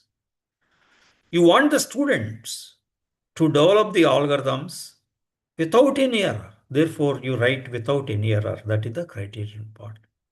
CO5 includes performance part, condition part, and criterion part, whereas the other 4 COs include only performance part. Performance part is necessary in all course outcomes, condition part and criterion part only whenever necessary.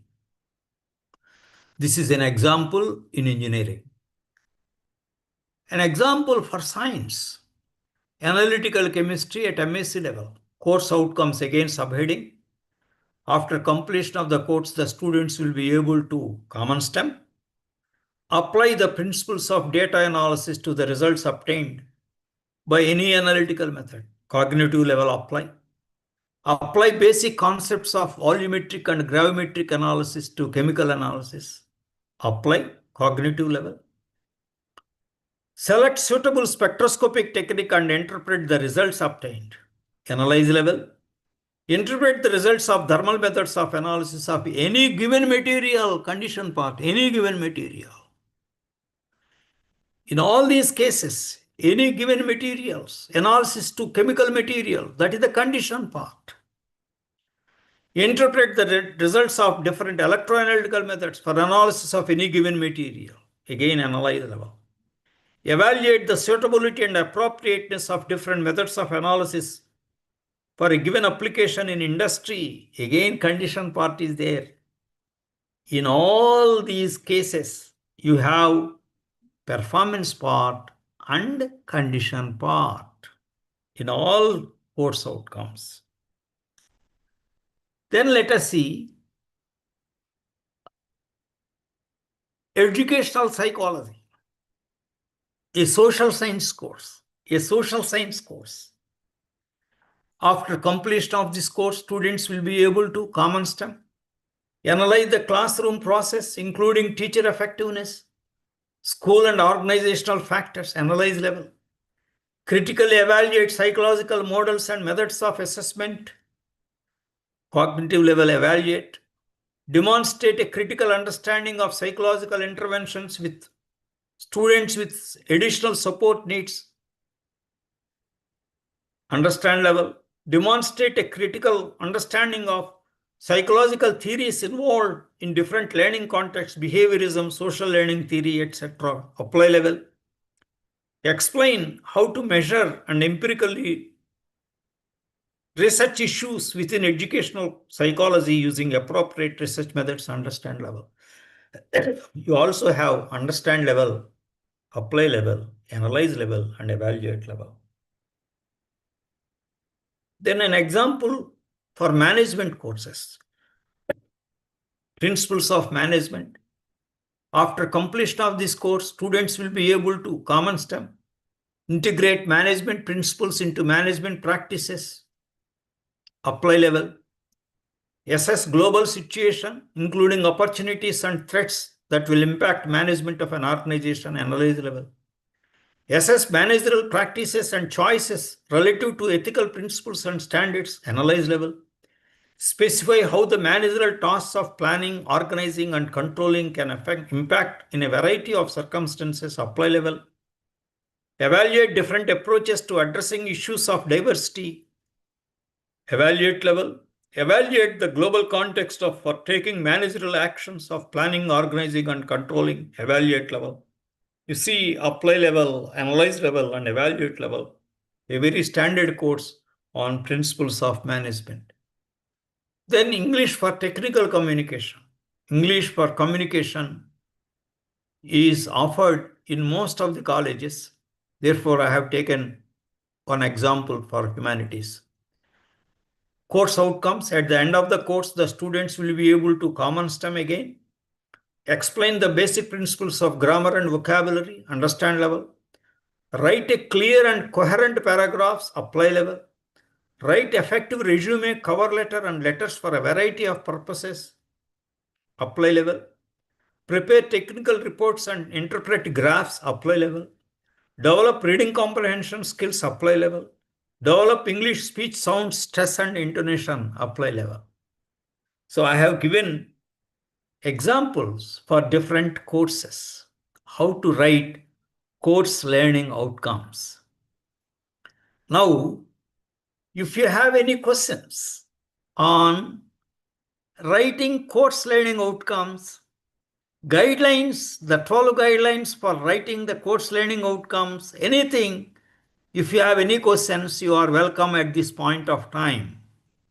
Because I would like you to understand the entire subject and I would like to answer any of your queries at this stage. Please, questions, please. Any questions? All of you are already in the process of writing course learning outcomes. You may be having doubts, clarifications. Now you can ask me. Questions, please. Any questions?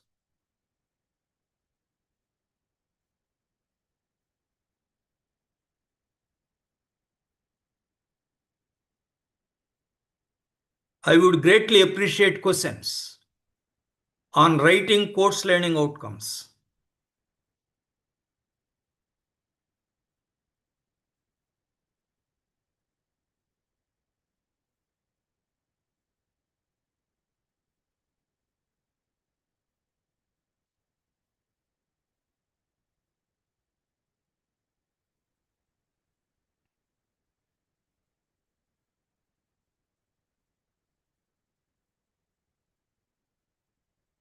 So if you have any questions, please interrupt me and ask questions. I will proceed further. If you have any questions, you can interrupt me.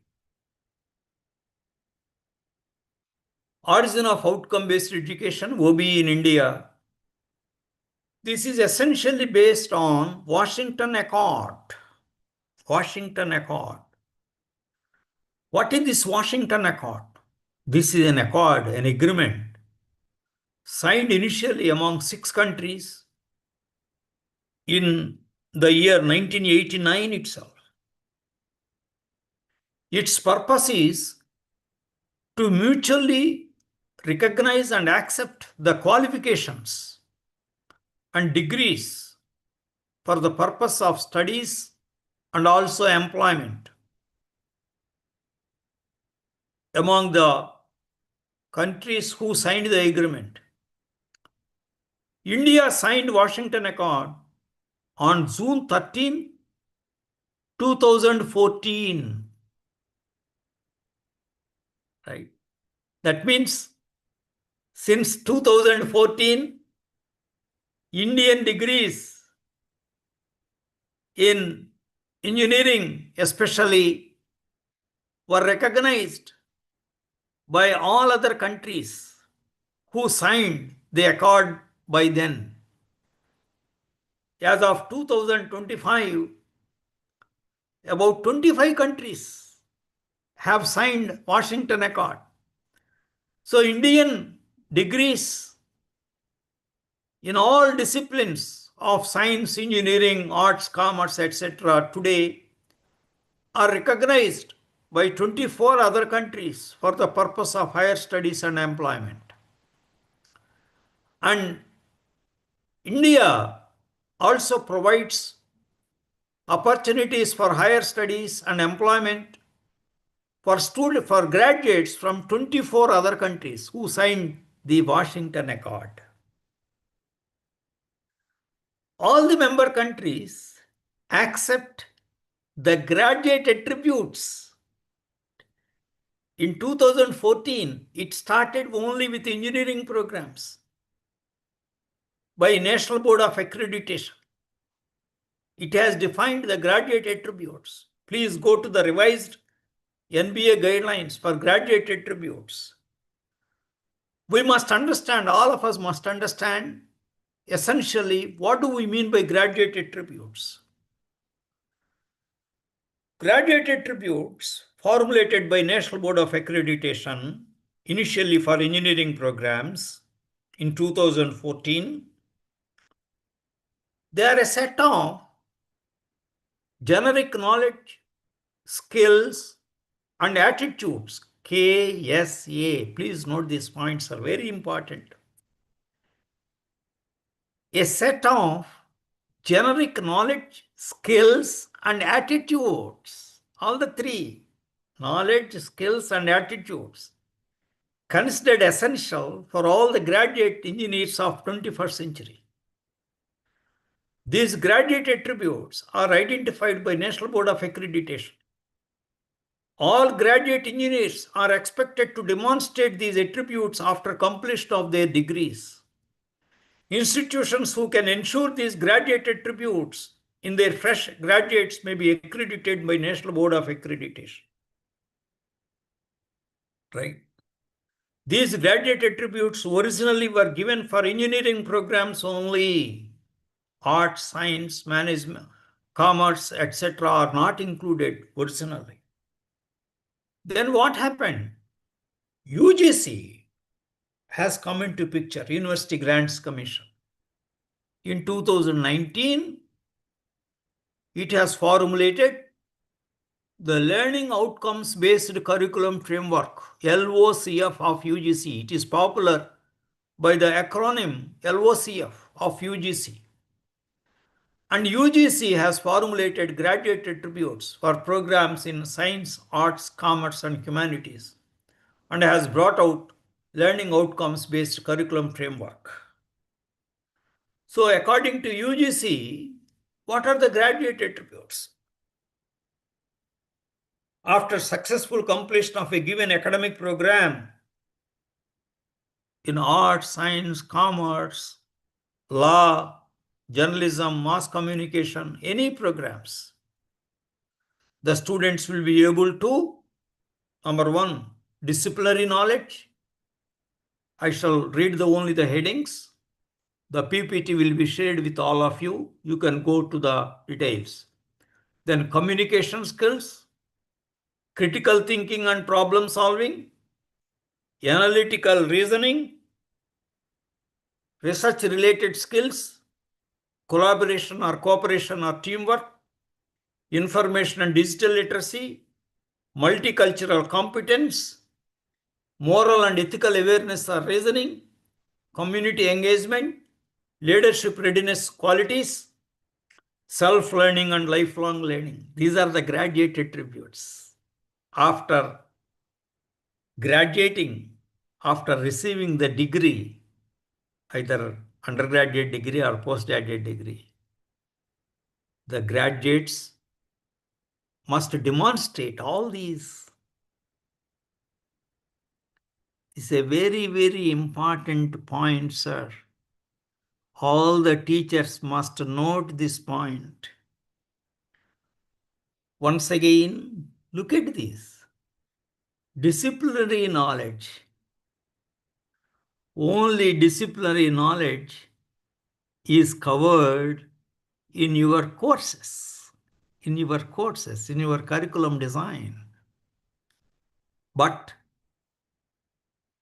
look at the graduate attributes: communication skills, critical thinking and problem solving, analytical reasoning, research related skills, collaboration and teamwork, information or digital literacy, multicultural competence, moral and ethical awareness reasoning, community engagement, leadership readiness and qualities, self-learning and lifelong learning. Sir, all of us, let us think over, let us ponder over very seriously how all these graduate attributes are achieved by the students who have put in 3 or 4 years of undergraduate education or 2 years of postgraduate education, how these graduate attributes are achieved by the students. Please put it that question before you. Try to find out the answer. That is the most important challenge faced by all the colleges and universities in the country.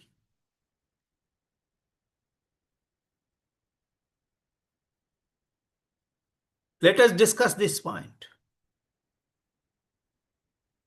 That means to see that all the graduates achieve these graduate attributes mentioned here, 12 graduate attributes, we have to provide learning experiences to the students in terms of active learning strategies. That means your teaching strategies must be totally modified. You have to relearn. You have to unlearn and relearn. You have to totally modify your assessment strategies. 3 tests and 1 end semester examination are no longer valid, sir. It is a continuous and comprehensive assessment that must be in place. A variety of assessments, assignments, term paper, mini project, tests, formative assessment and summative assessment, both. It's a continuous and comprehensive assessment must be in place. Students must be provided with variety of learning experiences like community projects, projects related to society, society-oriented projects, society-oriented discussions. Project must be made compulsory even in undergraduate program. Only then the students will achieve the research-related skills.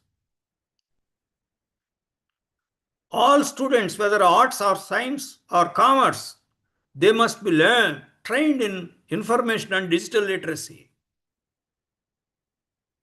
They must be trained in self-learning and lifelong learning. They must be trained in multicultural competence. That is how your learning experiences must be oriented towards these graduate attributes. That is the key point, sir, in outcome-based education. That is the key point which the universities and colleges must address very, very seriously. Now, I am taking you to the curriculum design in NBA curriculum framework. NBA curriculum framework is relevant for engineering, pharmacy, management, and architecture programs. For these 4 different kinds of programs.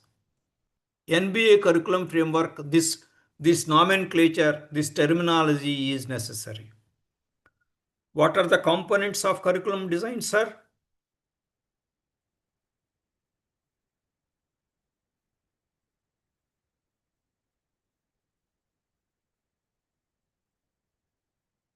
Vision, mission, statements. Vision and mission, when you say, they are related to the department. to a particular department, vision and mission statements. Then you have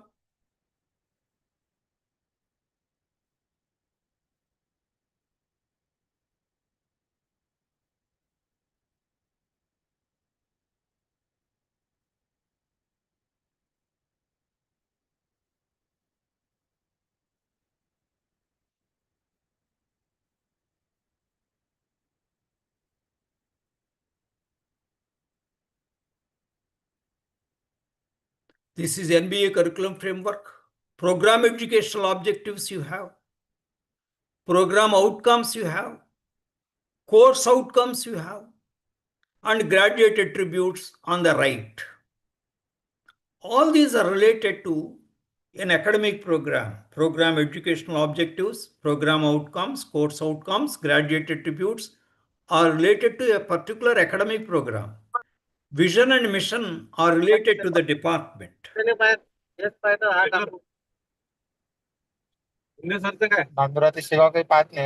Then this curriculum framework is related to UGC LOC.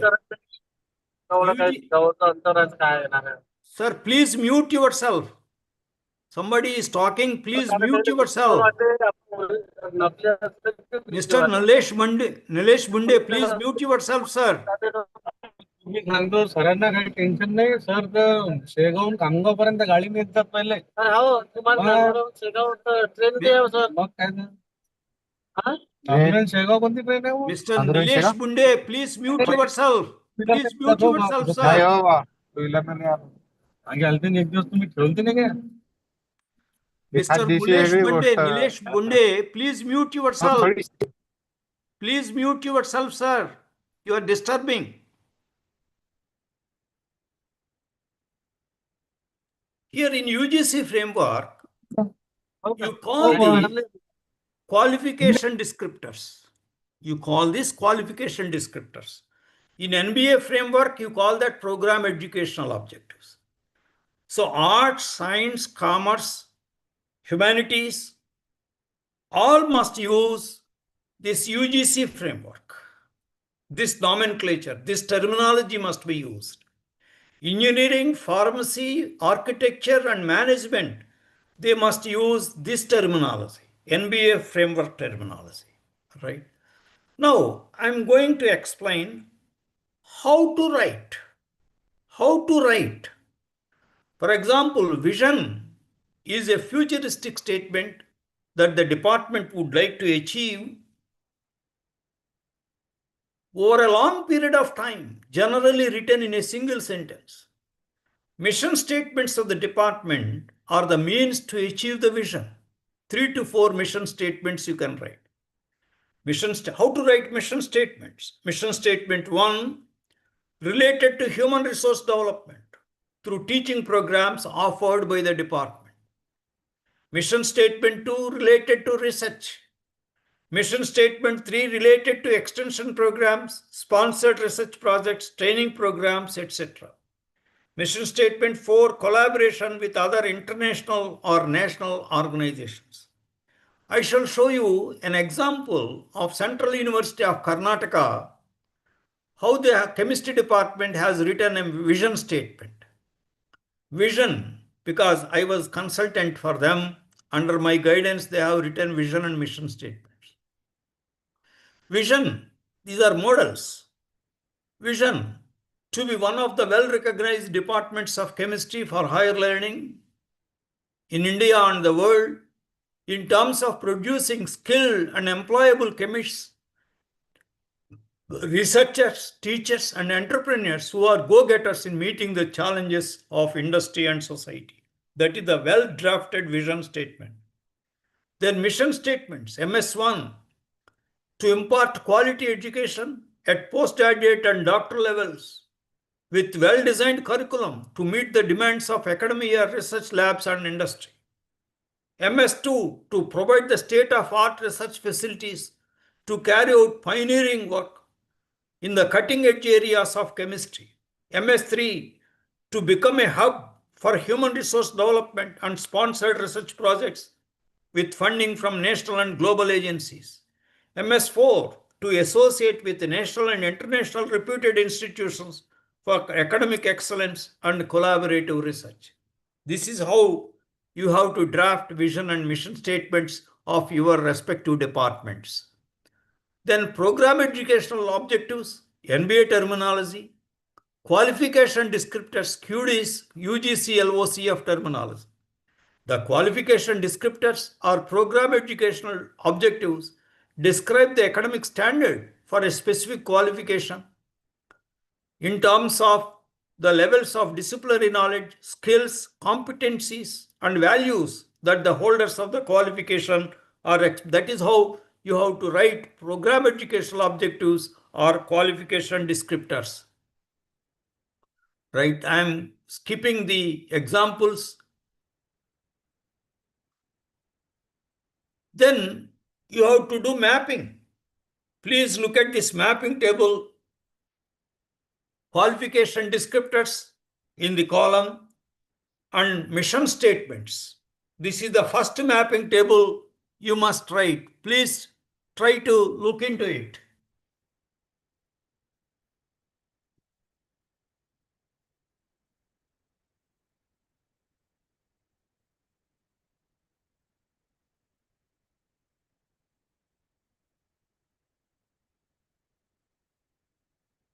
Here in this table, number 3 indicates high mapping. This is how you make the mapping table. 3 indicates high mapping, 2 indicates medium level mapping, 1 indicates low level mapping. Right? So here, all the qualification descriptors are mapped very well with mission statements. This is an example of Chemistry Department of Central University of Karnataka. But you can have your own mapping. Then you must understand, what do we mean by program learning outcomes? These program learning outcomes include subject-specific knowledge and skills, attitudes, competencies, which the students of a specific academic program should be able to demonstrate for the award of a degree.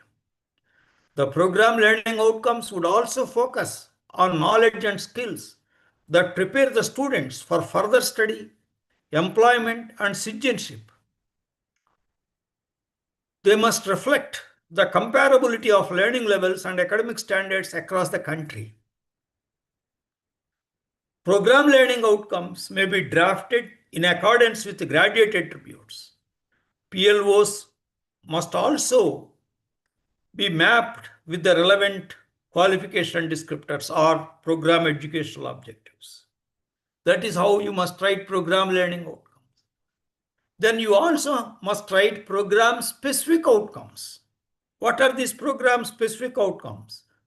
If the curriculum of an academic program has a few specialized courses, then it may include 2 to 3 program specific outcomes related to the subject content, knowledge and skills of those specialized courses. For example, you have a computer science and engineering program. You have a course on Internet of Things related to software. Then you can write one program specific outcome related to that. You are offering a course on artificial intelligence. You can write one program specific outcome PSO related to that. You are offering a course on machine learning. You can write one program specific outcomes related to that.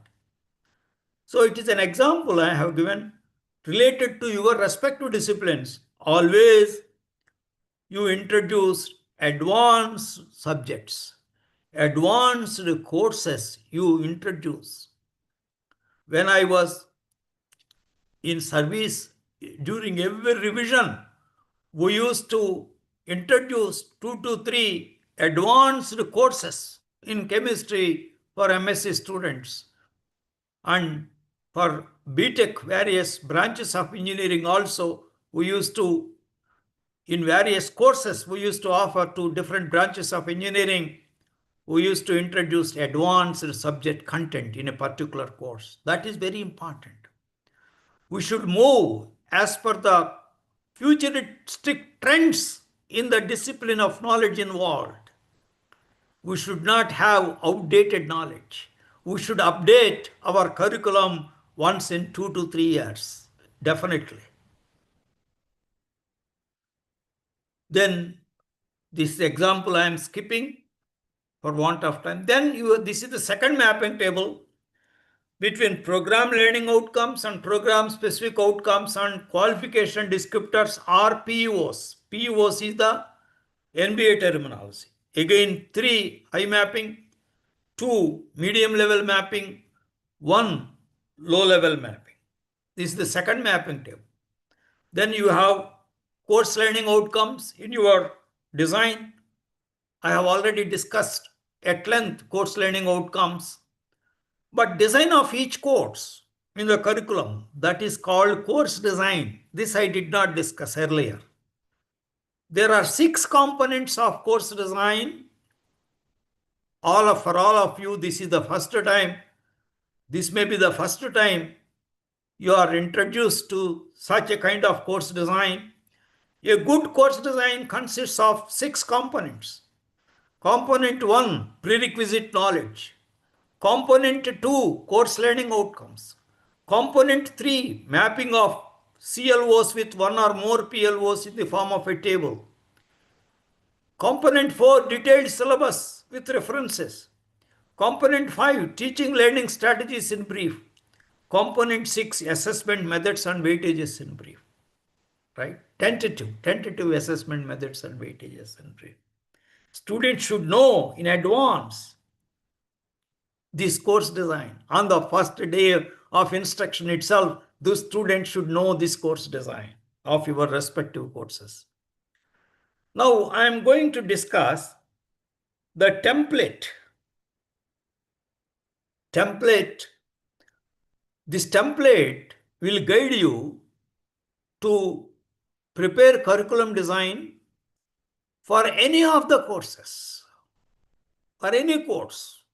It is a universal template, general template. Name of the department, vision statement, single statement, mission statements, 3 to 4 1 numbers, mission statements. If it is an affiliated college, not offering any doctoral programs, then you can skip research related skills. If you are offering research doctoral programs and carrying out research, then you can write 4 mission statements as per the guidelines given earlier. The name of the academic program, qualification descriptors, UGC terminology, program educational objectives, NBA terminology. Then mapping table 1, qualification descriptors, QDs or PUOs, NBA terminology, PUOs. Then mission statements, MS1, MS2, MS3, MS4. Write 3 in the box for high level mapping, 2 in the box for medium level mapping, 1 in the box for low level mapping, and put dash when there is no mapping.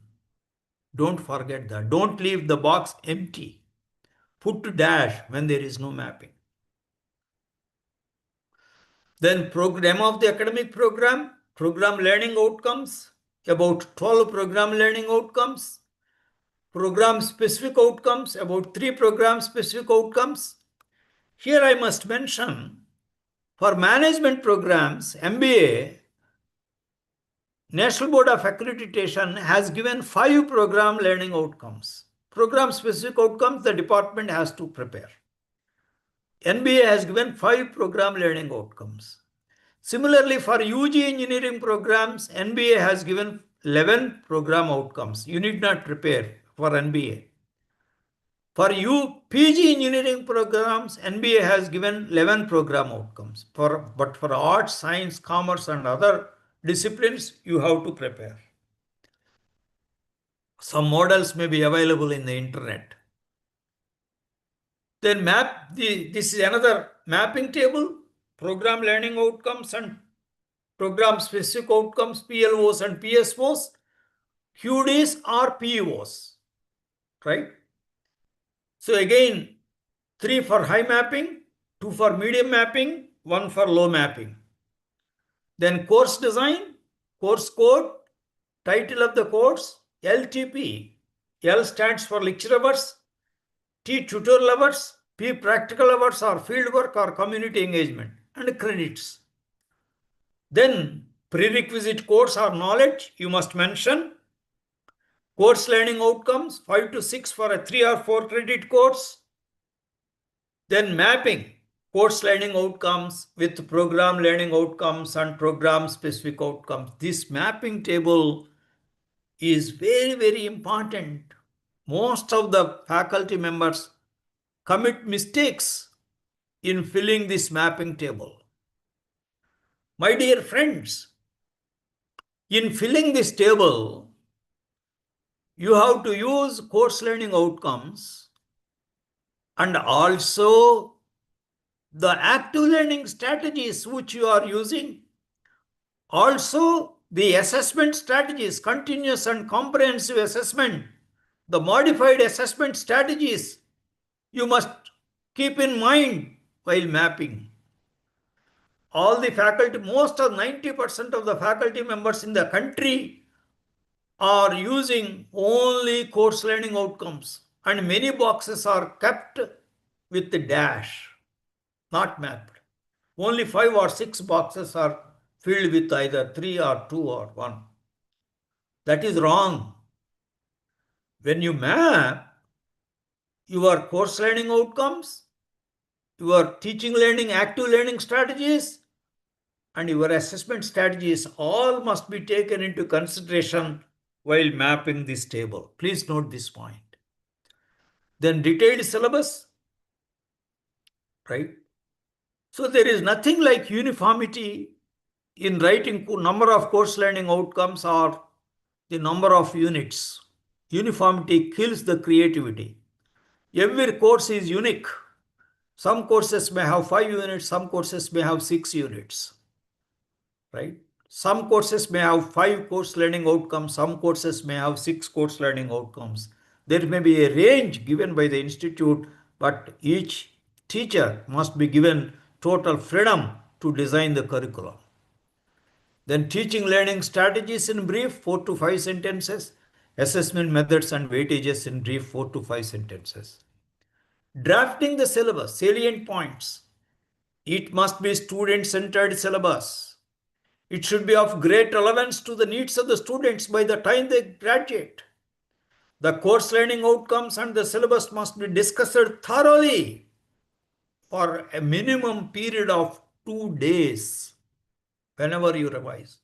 Minimum period of 2 days in the faculty meeting, right? Thorough deliberations. Then after the faculty are given enough time to come out with the syllabus, it's not that 2 days is enough to draft the syllabus. They can take several months to come out with the syllabus, but the deliberations in the department with all the faculty, then in the board of studies, in the academic council and all that, the statutory bodies. Third point, the current and future trends in the discipline must be taken into consideration when you revise the curriculum. It is not the teacher-centered syllabus. It is not as teachers what we know we put in the syllabus. No, what the students need. So whenever the syllabus was revised for MSc Chemistry, I used to introduce the new courses. Then my colleagues used to ask me, who will teach? Then I used to say, I will teach. I used to prepare because we used to revise the curriculum 6 months in advance before implementation.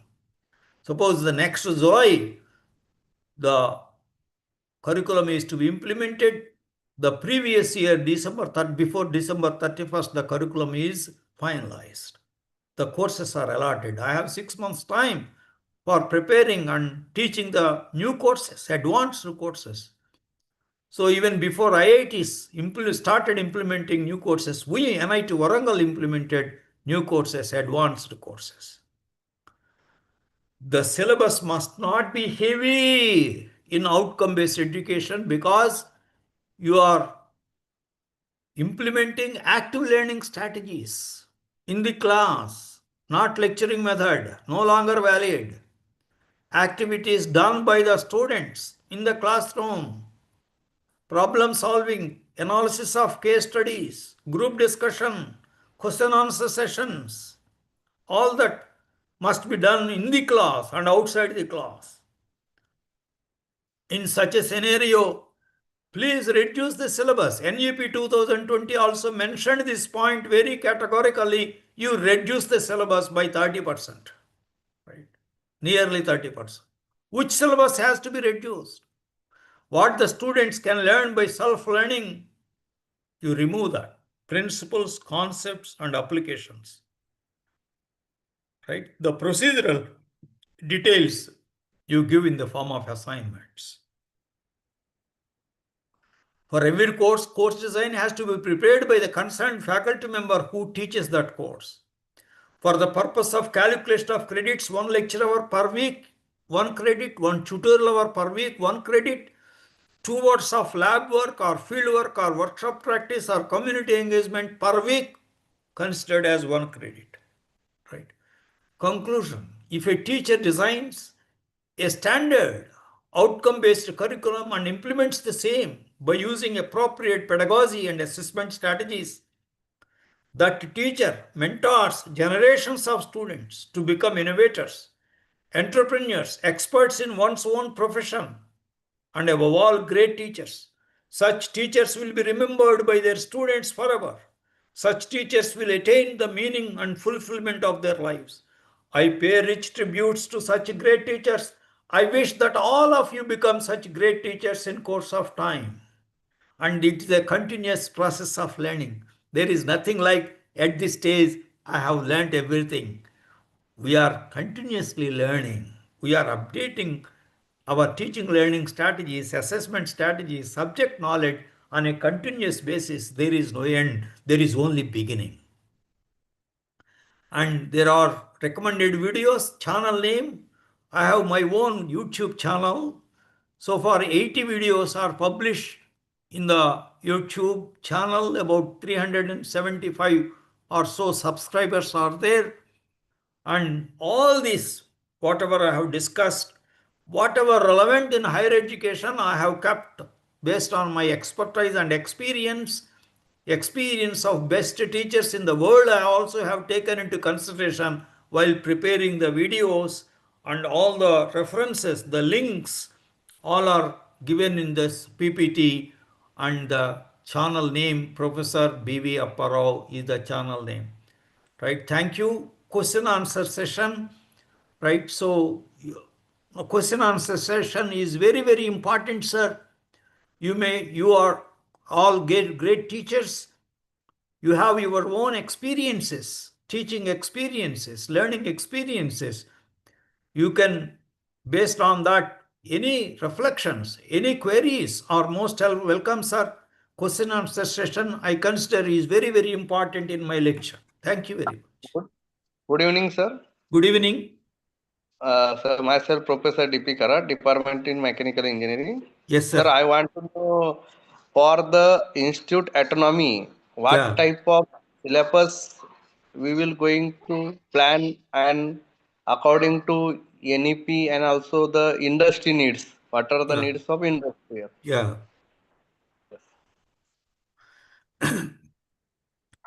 You have to invite industrial experts.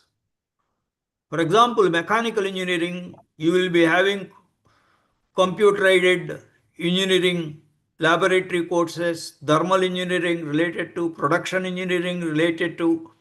So you invite industrial experts, you invite experts from the research laboratories, you invite experts from IITs and NITs.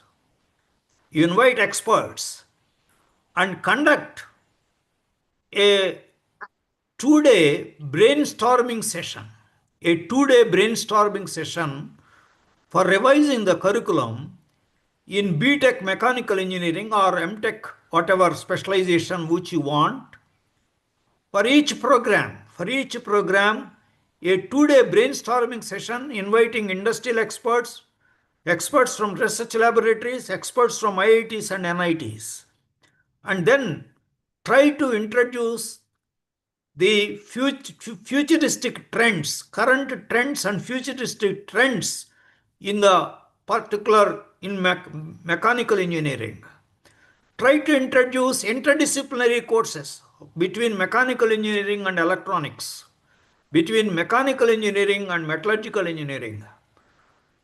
Try to introduce interdisciplinary courses, advanced courses. Then you have and student-centered. Many courses you may feel the faculty may not be able to teach, they may not be competent to teach. You finalize the curriculum 6 months in advance and let the teachers come forward to teach the course which are related. They may not have taught earlier, they may not have knowledge, but 6 months time is there, they can prepare and teach. Right? Once you have experience of teaching a few courses, any new course, you can acquire knowledge and teach. That is how you have to prepare for mechanical engineering, which is the based on the industry needs, students' needs, current and futuristic trends always. And once in 3 years, you must revise the curriculum. Major revision must be done once in 3 years. And you should have a good number of elective courses. Elective courses are very important. While maintaining core courses, you should have disciplinary electives and interdisciplinary electives also. And you should, for that, in order to offer more number of electives, you should have the competent and qualified faculty, required number of qualified faculty with the ratio of at least 15:1. If you have mechanical engineering 60 students, 4-year BTech, 240 students, you need 16 faculty to teach only BTech program. Without the required number of competent and qualified faculty, you will not be able to do justice to outcome-based education. That is very important point. Thank you, sir. You can ask me discipline-specific questions also. I shall try to answer to the best of my knowledge. Other questions, please.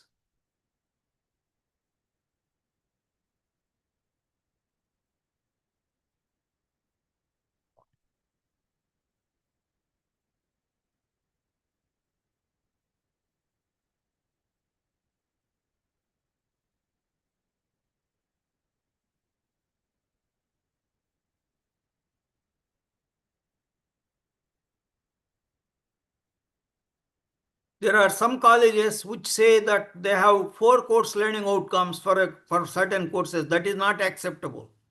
For a 3 or 4 credit course, minimum 5 course learning outcomes, 5 to 6 course learning outcomes. National Board of Accreditation mentioned very clearly that there must be 6 course learning outcomes for a 3 or 4 credit courses. Questions, please.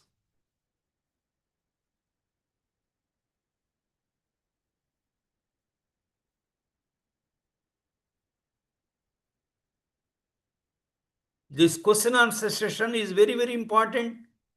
You please go through the PPT which I have shared with the organizers.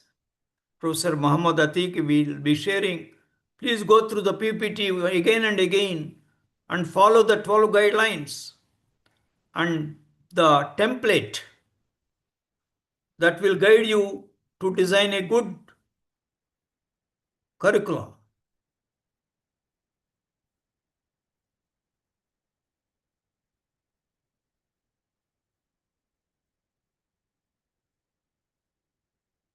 Any questions, please?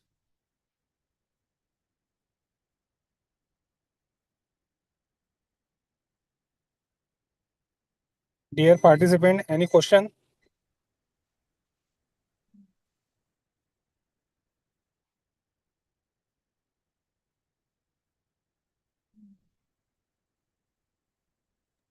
Sir, one question in the chat box. Yeah, please read that question, sir. How to incorporate multi-level entry in autonomous institute? Are there any specific guidelines under NEP 2020? Yeah, a very good question. There is a scheme called Multiple Entry and Exit Scheme in NEP 2020, which is associated with the academic bank of credits. Academic bank of credits, very important.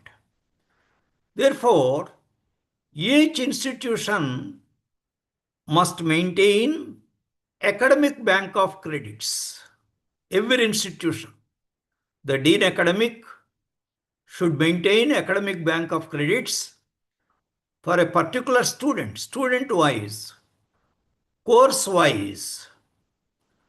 Then, when your college admits the students, you can see to some extent the comparability of the courses. Mapping of the courses which are already done by the student, especially you have to consider the core courses related to your discipline of engineering or science or whatsoever. Then you can give entry to the student, right? So you have to formulate the guidelines specific for your institute and get the guidelines approved by your academic senates and maintain academic bank of credits. Even your students, they have to exit your institution and join some other institution also. This academic bank of credits is valid. That will be transferred to the other college. Suppose 3 years the student has studied in your college. For various reasons, he wants to study in some other institution, the 4th year of engineering. Then this 3 years academic bank of credits will be transferred to that institution, and that institution will award the degree, not your institution. Wherever the final year credits are earned, that institution will award the degree. It is mandatory that academic bank of credits must be maintained in every institution. Only then this multiple entry and exit scheme implementation is possible.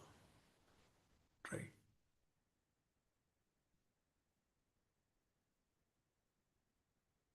It's a good question. But comparability, therefore, I have a considered opinion that in every academic program, the core courses may be more or less same at the national level, core courses. The elective courses may be different. There is no issue. It is important that there should be comparability of the core courses for any given academic program. Then there will be no issues. The students will not miss. Suppose some students have not studied some core courses up to 2 years. So 3-4 core courses they have not studied. Then they want to shift to your institution without studying 4 core courses which you think are there in your curriculum. Then there is an issue. So such students cannot be admitted in your institution because for the sake of 2 or 3 students, you cannot offer separate courses, with separate faculty. So the comparability of core courses is very important at the national level.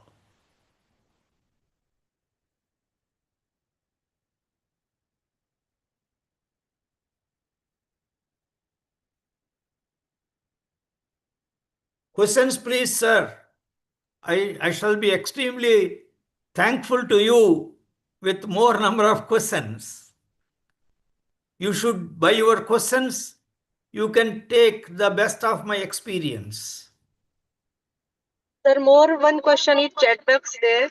Yeah. What are the KPIs for measuring for POs? What are the KPIs for measuring for POs? POs? Yeah, very good question, sir. Actually, that is what is called attainment of.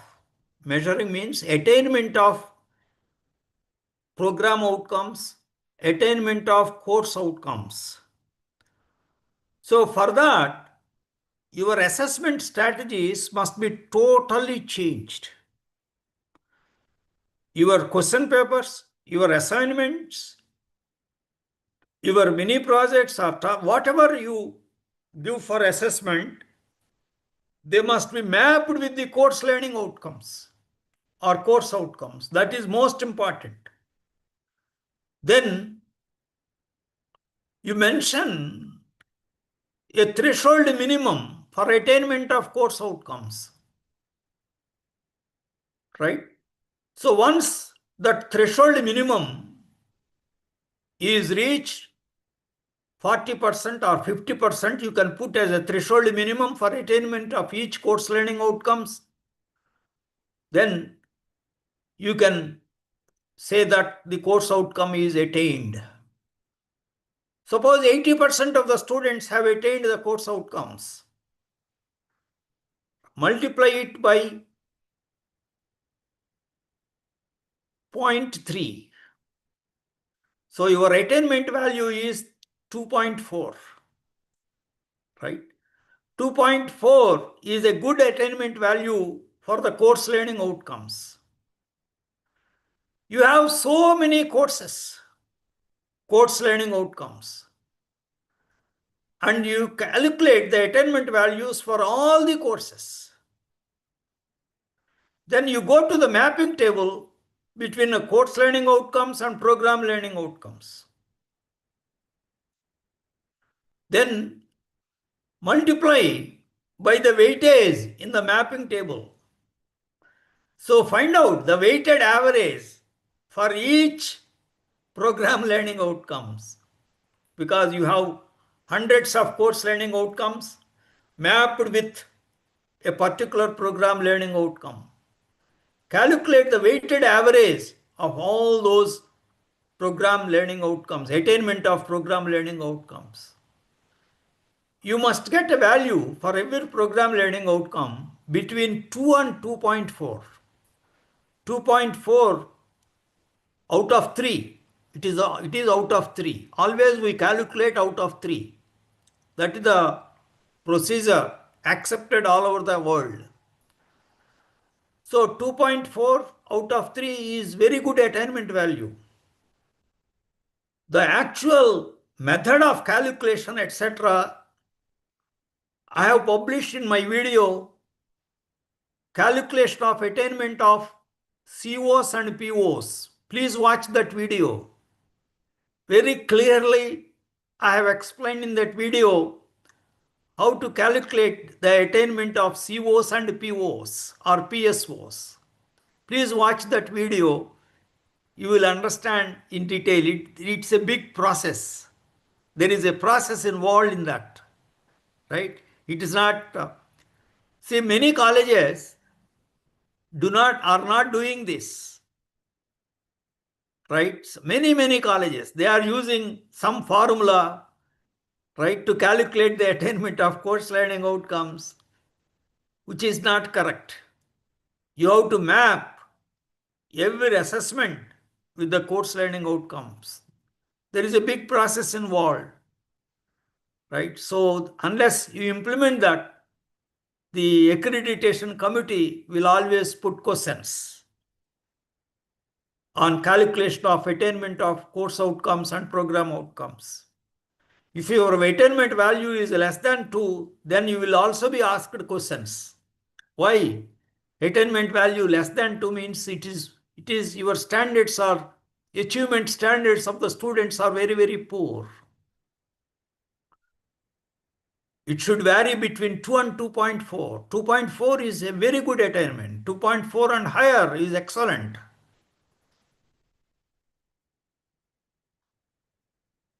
That means 2.4. Why 2.4? It means 80% of the students have achieved your course outcomes and program outcomes. So that is the expectation in the outcome-based education. 80% of the students must achieve the course outcomes and program outcomes. Up to 70% it is acceptable. Less than 70% is questionable.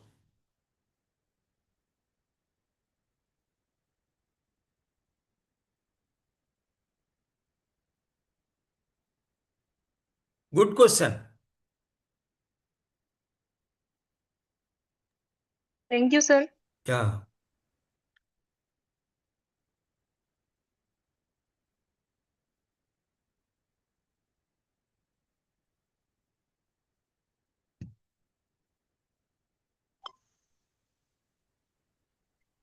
Good evening, sir. Very good evening. My question is, what common mistakes should we avoid while doing the COPO mapping? Yeah, very good question. See, the first thing is first mistake is faculty are considering only COs and then map only when you consider only COs, all the COs are related to only disciplinary knowledge. So they are mapping only with disciplinary knowledge. So this is the common, most important mistake.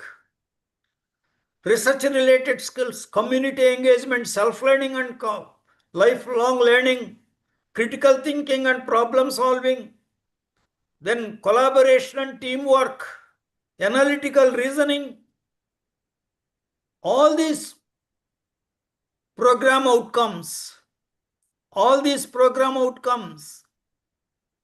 can be achieved only when you provide them several learning experiences. You have to give them group projects. You have to give them projects related to community, the society. You have to involve the projects or assignments related to ICT tools using information and communication technology. Right? More and more assignments. Every week there must be one assignment. So you have to implement in the classroom. Your class teacher's time is only 40 minutes. Student's time is 20 minutes in every class. That is how you have to plan activity-based active learning strategies. So you have to consider active learning strategies. In active learning strategies, if you implement, that means critical thinking and problem solving, you can give 3. If you give so many assignments, every week one assignments, mini projects, you can give communication skills, self-learning and lifelong learning, professional ethics, collaboration and teamwork. If you give group projects, 3 out of 3. Like that, this is a common error. Only course learning outcomes are considered while mapping between CO and PO. You have to implement active learning strategies and continuous and comprehensive assessment, a variety of assessment methods you have to use so that you can have a very good mapping table between COs and POs. You can do justice, but you have to implement first.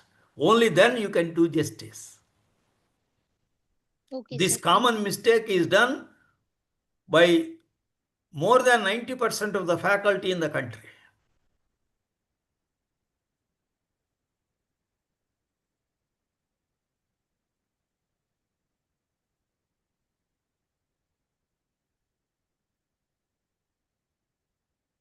It's a very good question. Please note, again and again I am referring to, we have to totally modify our teaching learning strategies, our assessment strategies, in order to provide more and more active learning strategies. We have to reduce the syllabus. Because of the overburdened syllabus, when the syllabus is burdened, you cannot implement active learning strategies. You will switch over to only lecturing method because you have to complete the syllabus.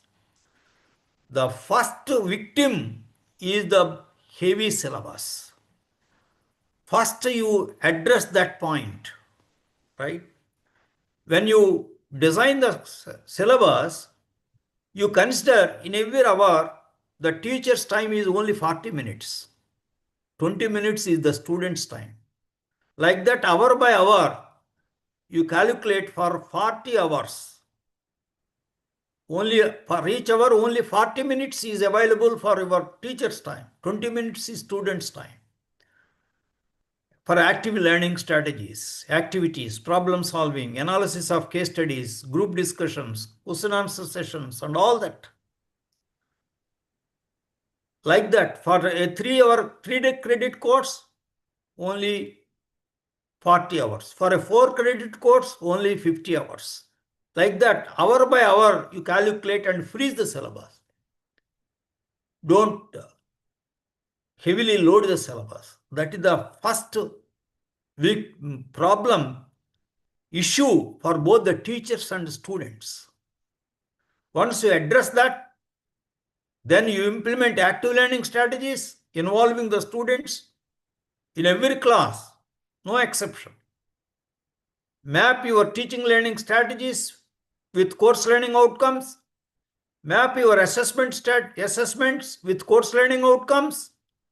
You implement outcome-based education in its totality.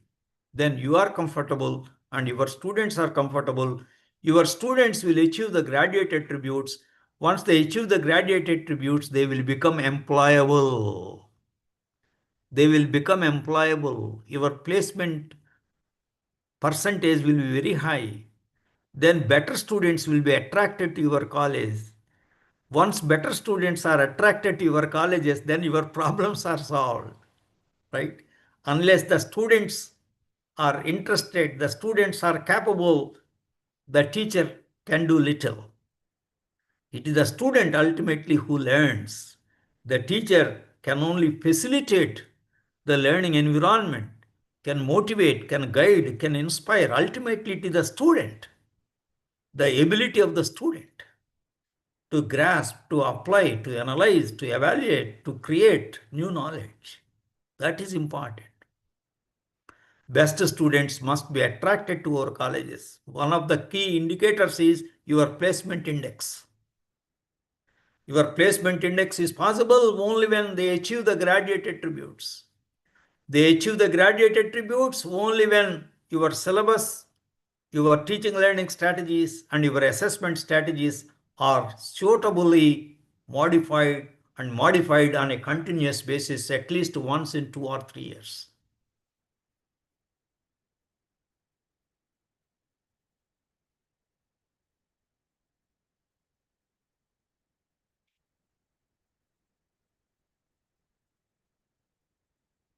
I'm extremely happy about the questions. I thank all the participants for very good questions.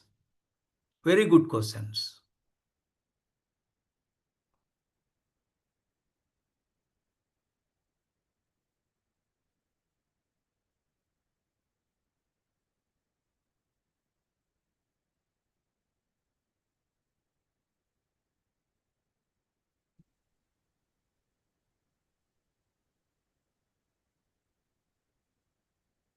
Is there any question, dear participants?